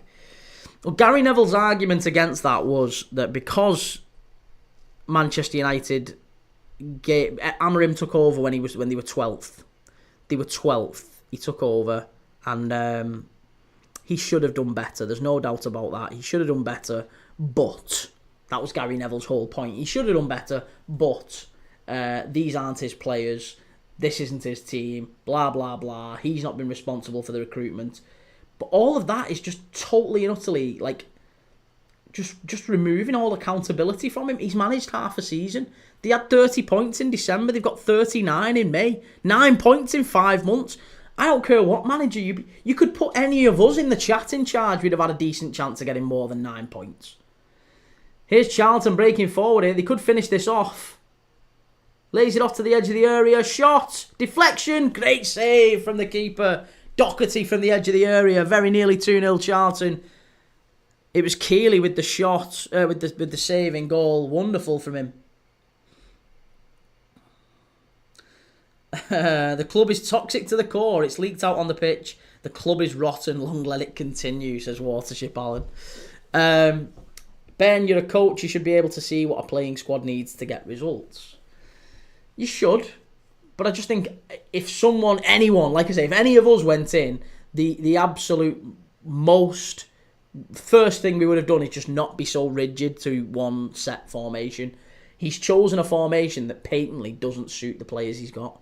So then why stick with it? Stick with what will get you results. Ball in, headed back across the face of goal, Charlton. It's come out there again to the corner taker. It's whipped back in. Chance! Straight across the face of goal. And it's gone behind for a goal kick to Orient. No skill Aaron Amarim is here to stay. He is going to bring us back. Sean Dice 10. Moyes came in with players he didn't choose, with fewer games and far below them in the table. Yep, you could say the same with Vitor Pereira, couldn't you? Vitor Pereira, David Moyes, both had worse scenarios, far worse scenarios they were walking into. And they didn't get the same level of accountability removed, did they? Got us 13th, it's no excuse. Absolutely agree, Sean. Cameron Gibbs, are you watching the Chelsea game today? Yes, we are, mate. Yeah, we are. As soon as this one goes off, we're going to be watching Chelsea and Forest. Ben, I can't stand 3 at the back anyway. Amarim has Russell Martin disease. The Scrum Down live. Who's winning the Club World Cup? I'm going Bayern myself. I don't know why. I fancy City to do it. Yeah, I fancy City to do it. Just feel like they'll go out there with a totally new lease of life. End of the season, almost like a pre-season tour. Just go out there and enjoy it. And I think they'll play their best footy again. And I think we'll see the best of City. So yeah, I do think we'll see City do quite well. Probably see them play a few of the younger players as well. They've got, they like the likes of Oscar Bob coming back into the team. He'll need some minutes, so I think he'll get game time. That's really good play by Jamie Donnelly, pushing forward here for Leyton Orient. Last 20 minutes here. Can Orient get an equaliser? They're knocking it around very well, but I've got to say Charlton are defending very well as well. Here's Aggie. Gets to the byline. Cuts inside. Left foot. Stands it up. Chance. Bit too heavy. Gone behind. Goal kick to Charlton. Watership Allen. Amarim's back 3 is just 3-2-5 with the ball anyway. It's just utilised by a bunch of idiots.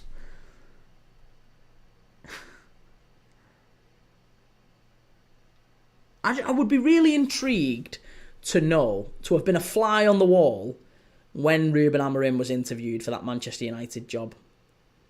Because I know I've said this before, I've said this a number of times on this channel, but I do think a key component of that interview would have been, do you think you can get more out of this group of players? Because this fellow we've got at the minute, Ten Hag, right? This fellow we've got at the minute, we don't think he's doing enough with the lads we've got. We think we've got some really talented players here. We keep selling players. They keep going to other clubs and they start playing really well. So it's a sign that the players there have got ability.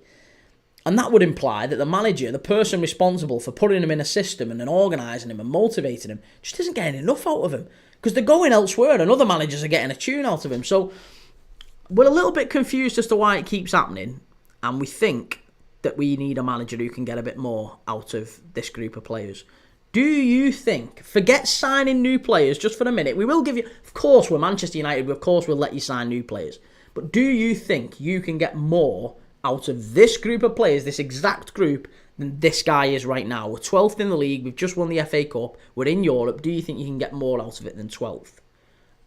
I'd love to have heard his answer to that question, because I guarantee it was asked, and I would have loved to see it, absolutely loved to see it. Joseph Billingsley, you happy we are up? Yeah, Sunderland, absolutely. Yeah, absolutely made up Sunderland are up. We were cheering Sunderland on yesterday, mate.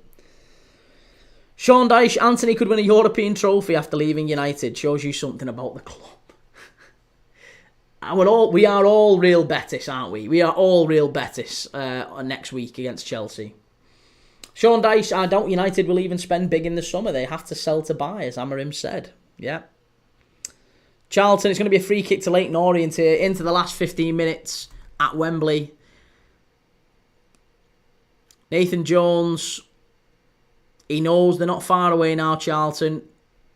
And Richie Wellens, he's looking tense, he's looking nervous, he's looking concerned that Leyton Orient have had a number of shots. They've still not worked the keeper though. I think it's 7 shots in this second half. Not a single one on target yet.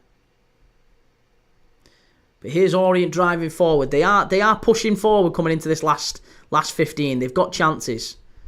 They just need to try and get Charlie Kelman with one of them. Here's Agye. He's got to go down the line there. Got to go down the line. Good play. Back to the full-back. And cleared away by Charlton. Much, much better.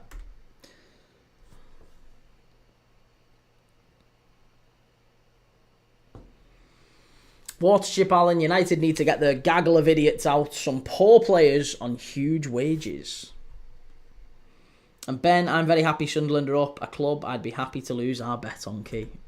I don't think you'll lose your bet on them if I'm dead honest with you, Ben.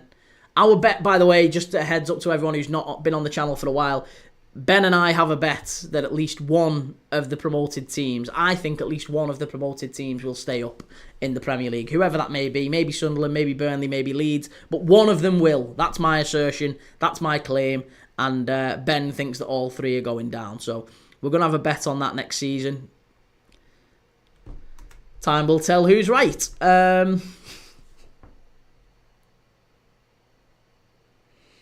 SCFC 2025, Orient have had 13 shots not on target so far. Yeah, that's disappointing in a playoff final, isn't it? Those Orient fans will be expecting them to work the keeper a little bit better, especially given that the goal has come from a mistake. I do think that, it was a good free kick. There's no doubt in that. It was a good free kick. Keeper's got to do better, though. Keeper has to do better. Andy 34, I really hope that Charlton can hold on. That's better from Orient. But again, it always gets into the penalty area or just around the edge of the area and Charlton are able to clear it away. But the problem for Charlton is it just keeps coming back to them. It feels like we're in the 78th minute here. And it feels like we're in the 91st or the 92nd. Feels like Charlton are sitting back and inviting Leyton Orient onto him. Yeah, Ben, Sunderland needs some experienced Prem players to help their young and experienced squad. I think Jordan Henderson will be one of those that comes in. Sean Dyche 10, Sean Longstaff to Everton is on as well. See, Longstaff coming into Everton, I think that's it's a very Everton David Moyes type of move. But I think it's a poor signing. Yeah, it's a poor signing, that one. Sean Dyche, Watership Allen, a lot of them are talented players, I feel. They've just never found their feet at United. Ben, I see Labris ending up at a top club down the line. Oh, I don't. I'm not that impressed with what he's done. Would love to see Hendo back at Sunderland. Andy 34, let's hope Charlton hold on and clinch promotion. Charlton is my local EFL side who I've been up and down the country with over the years. Great to have you on the channel, Andy. Great to listen. We have a lot of fans from different clubs all over the country watching us on this channel. We're not a channel that just focuses on any one particular team. We watch the Football League. We're doing the National League playoff final next week. Oldham and Southend. The Champions League final, the Europa final, the Conference League final. Obviously, we're doing the Premier League games at 4 o'clock as well. And we're doing Serie A as well. Juventus against Venezia tonight at 7:45pm kickoff. So we just do lots and lots of watch-alongs on this channel, mate. And if you like that sort of thing, give us a follow, give us a like, give us a subscribe over on YouTube. Premier League Dad. My name's Kieran, however you want to call me. People call me much worse. But yeah, we watch football on this channel. Live watch-alongs every single day. Kieran Baines, what a way for Charlton to win the playoffs by scoring only 2 goals. I know, yeah. 2 goals in, how many hours of football? 3, 4.5, nearly 5 hours of football. Bloody hell. Callum, Allison, Bradley, Kanate, Van Dijk, Robbo, Jones, Grav, Sobbo, Gakpo, Diaz, Salah start. Right, okay. There you go. Good. Well, as long as Trent's not starting, as long as Trent doesn't come off the bench, I am happy with that. I am very, very happy with that. Geordie Rob, do you play Super 6 for 250? I don't, mate. No, I don't.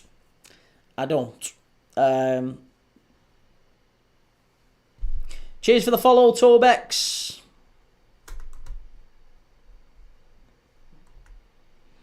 Will you be watching the Club World Cup next month? Yes, we will be watching the Club World Cup. Yeah, Club World Cup and the Nations League. What else are we watching? The National League final, playoff final we'll be watching. We're doing a bit of everything, to be honest. A bit of everything.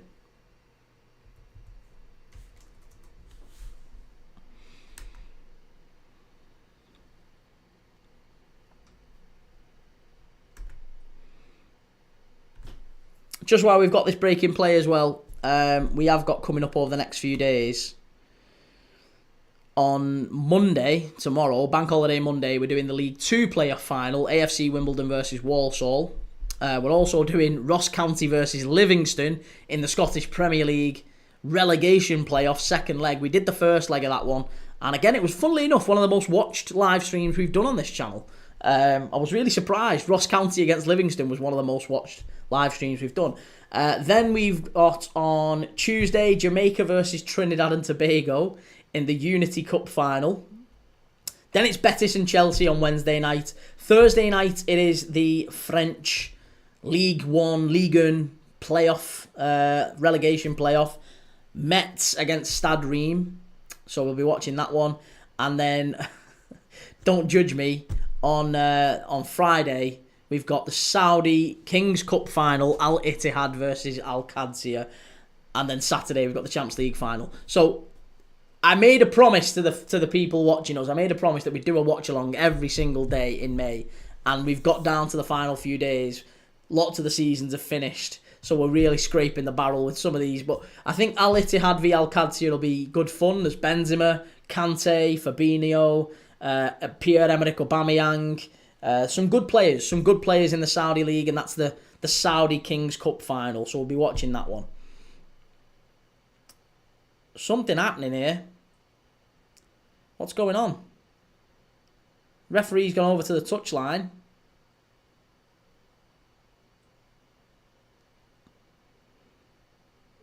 I don't know what's going on here. The referee's just having a quick word with...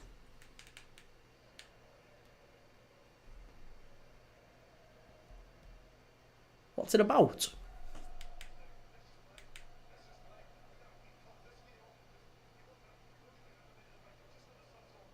The referee has walked over to the touchline here. And, oh my God, there's Andrew Lloyd Webber. Who's he supporting? Is he a Charlton fan?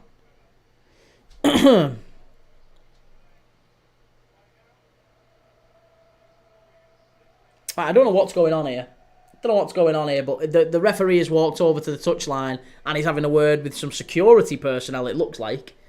I don't know if there's something that they've got, like they're doing the VAR standard pause where they're checking something. It's nothing to do with VAR. I wonder if it's something to do with the stadium. Something to do with the security in the stadium. I don't know. They're just showing pictures of the crowd right now. They're not showing the pictures of the referee. Referee went over to the side. There's now...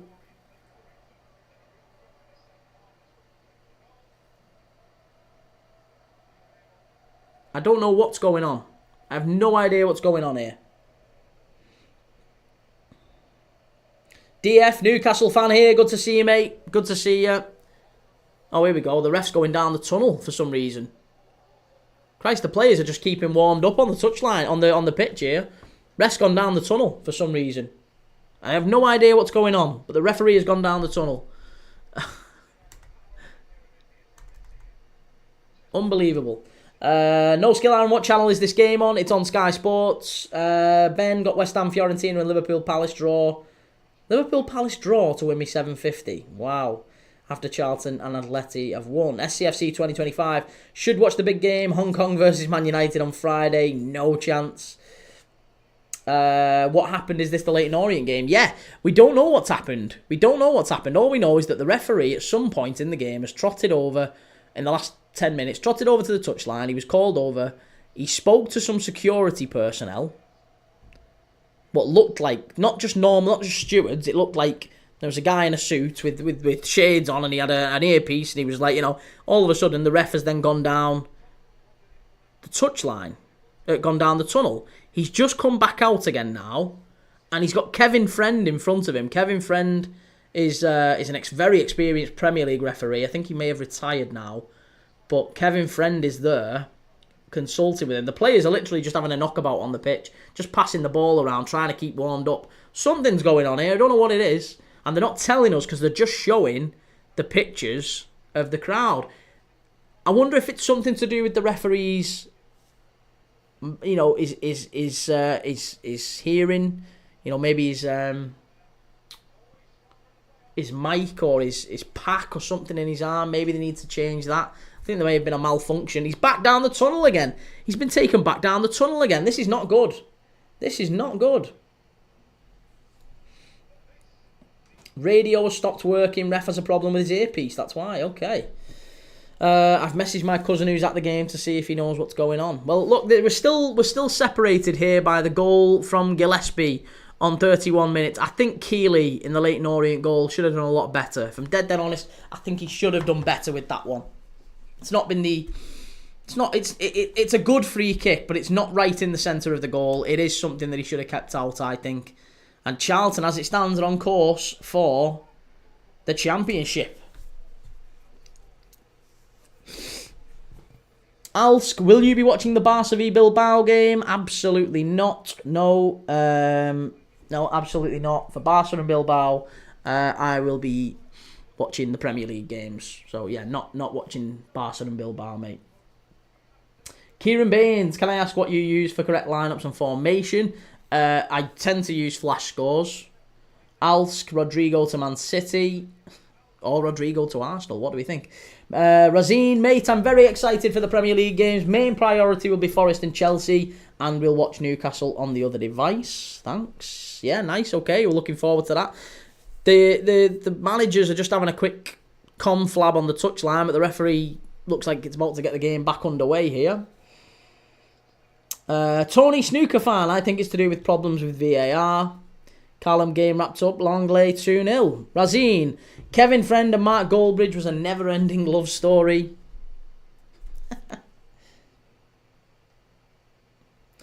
Harry Lawrence, who do you support, my mate? I'm a Liverpool fan, Harry. Man United is the game on TNT. The Premier League games are... I think they're on Sky Sports. Premier League games are on Sky Sports. The Serie A game that we're watching tonight is on TNT. YA, welcome Jabby. YA, Wirtz and Frimpong scurry times are coming.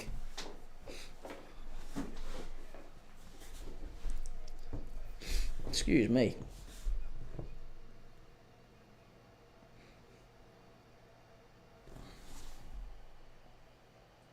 Ben, which Serie A game tonight? Venezia against Juventus is the game we're doing tonight, Ben. There's three big games in the Serie A tonight. You've got Lecce against Lazio, Torino against Roma, and Venezia against Juventus. Venezia, of course, beat Fiorentina the other week and kind of ended Fiorentina's hopes of European football. But Venezia, if they were to get a result against Juventus, even if they were just to get a draw, then Lazio or Roma could sneak in and get that last Champions League spot. Lecce, I think, are still trying to secure safety in Serie A as well. So there's a lot riding on those three games tonight. We're going to be doing Venezia Juventus because that's the one that seems to be the one that carries the most weight. I think Juventus are in the driving seat. So yeah, we'll be doing that one.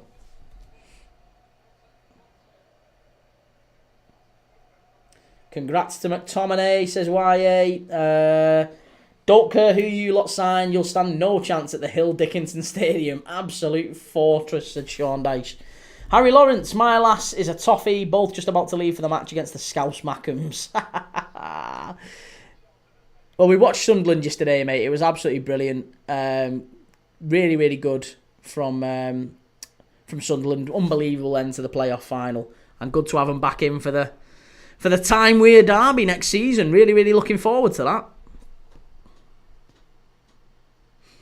10, I got offered £250 for a match-worn Koulibaly shirt. Should I sell? Why not? Yeah. If you need the cash. Depends if you value it or not.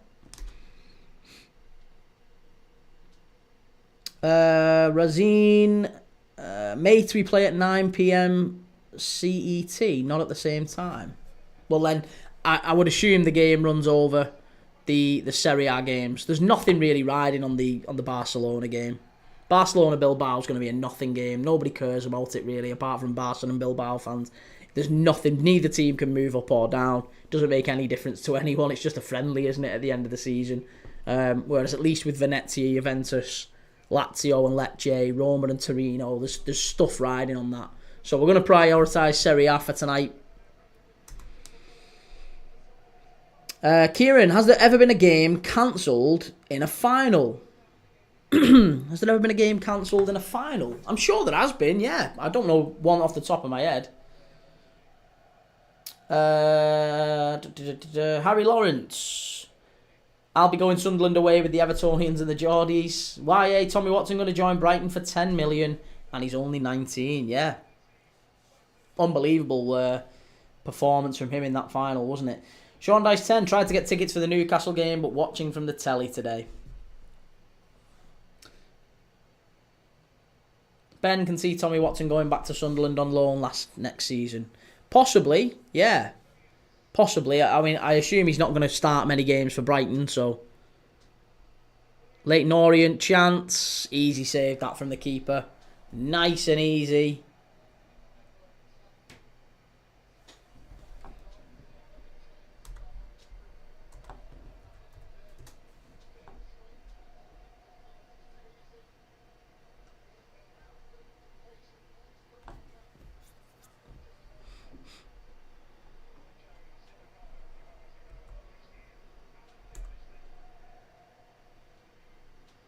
Kieran, sorry I keep asking random questions. Mate, ask away. No problem. If I know, I'll tell you. But I'm sure there will have been games cancelled in finals for different reasons. Let's have a look. Games cancelled in finals.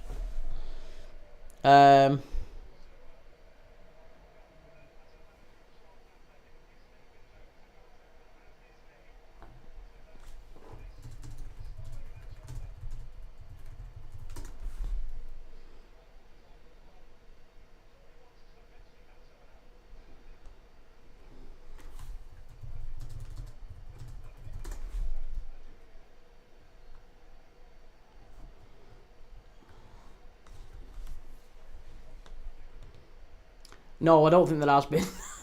At least not like famously, anyway. Oh, that could be a free kick to Charlton here. There's 11 minutes of added on time here at the end of the game. 8 minutes left. Obviously, we're into the fourth minute of added on time. 7 minutes to go here for Leyton Orient to do something.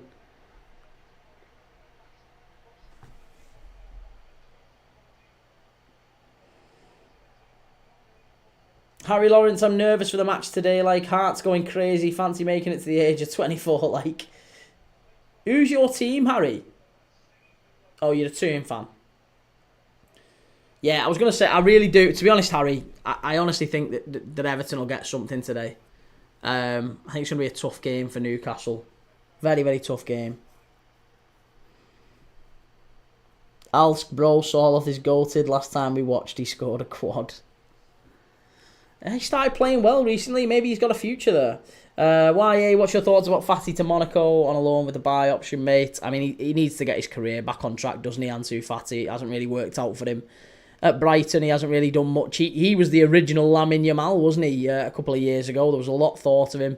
Just didn't quite work out for him. And it didn't really work out at Brighton either. So, yeah, look, he's going to need to go and get himself back on track at another club, and maybe it'll be at Monaco. But something tells me he's not quite going to do it. I don't think there's a player in there with Fati anymore.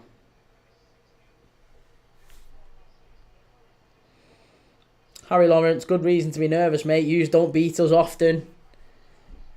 Nah, you're just banking on your defence not being as strong. Think an early goal either way could show the result. I think that it's probably going to be... I think it's going to be 1-1. I think it's going to be 1-1, and I do think you're right. I think Everton score first and then sit back, and it's an absolute nightmare game for Newcastle. And they get it one back at the end. They get a goal from Isak, or someone gets a goal, Dan Burn off a corner or something, and then it's just a miserable finish. But they end up dropping points, and that's probably enough to get them into the Europa. Kieran, can you see Everton ever getting top 6 or top 4 in the future, or just always a club in the middle or lower end of the Prem?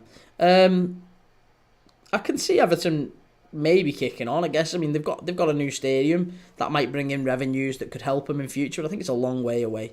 On the pitch, they're miles off it, aren't they? They're miles off it.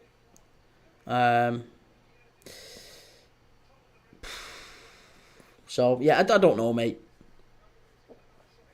Callum, no Chiesa, but Trent's on the bench. What the F's that all about? Well, Trent is going to come on and Trent's earned his place in that team, hasn't he? Trent has earned his place. Chiesa hasn't. Chiesa's gonna leave in the summer and he'll go back to Italy, I'm sure. And again, you know, Chiesa's got no chance of coming off the bench. Trent, I don't think he's got enough. I don't think he's got any chance of coming off the bench either, or at least I would hope not. But if he's only on the bench, then that's still respectful. Like, if you left him out altogether, that would be a news story in itself, wouldn't it? The fact he's kept him on the bench, which is where he was the last game, and Conor Bradley's been playing well, makes sense. Here's Charlton driving forward. We're into the last 5 minutes here. Can Charlton get this final ball right? They could make it 2. Leyton Orient nick it back. Leyton Orient nick it back.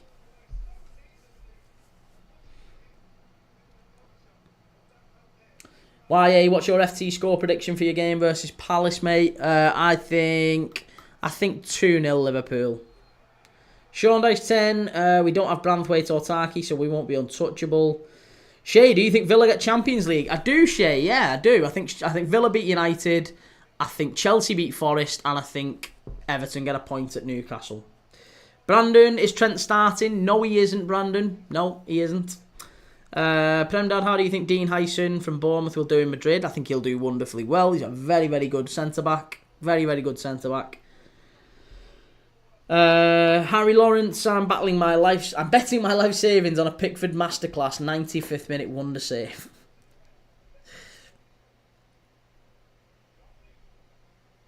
YA, I'm sub to your YouTube, mate. Cheers, mate. Yeah, appreciate that.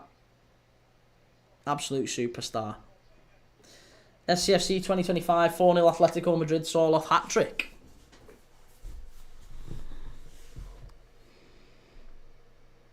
Here we go. Leyton Orient with the ball in. Free kick. Too easy for the keeper. Too easy. We're into the last 3 minutes here. Kieran Baines, what is funny is today's performance is no different than the Europa final in quality. I mean, it's kind of a good point, isn't it, Kieran? Yeah, I think I'd agree with that. Charlton and Leyton Orient today has been really, really poor. Like, really, really poor. And I am surprised that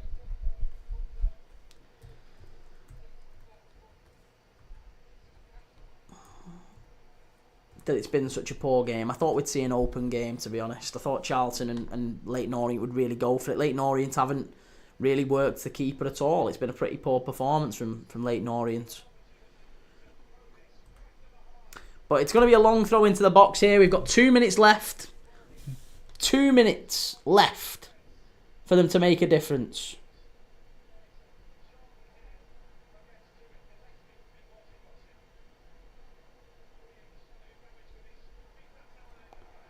Too easy. Too easy. Oh, I had Charlton to lift the trophy as well. Oh, that's good. Here's me thinking of... I've sound. I'm absolutely sound. I've got Charlton to lift the trophy. I didn't even think I'd bet on this game. Get in there. That's a win. That's a result. Charlton to lift the trophy. Smashed it. I think I've got him there as well, haven't I? Charlton to lift the trophy, yeah. Oh, brilliant. Brilliant, love that. Ahmad FX, Onana and Garnacho out the squad. I think the final was the last game for them. It's looking like it, innit? Yeah, it's looking like it.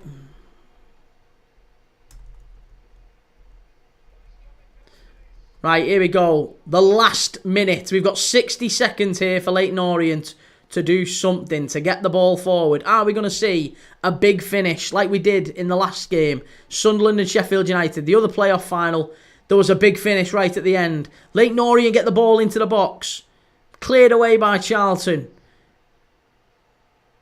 It's absolutely last-ditch stuff from Leyton Orient here. Great ball in, keeper saves it. 30 seconds to go, I think that's going to be it. And Nathan Jones, he can smell it. He can smell the championship. He's very nearly getting them there.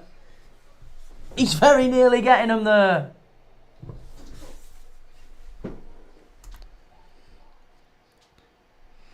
Callum Isak starts for Newcastle.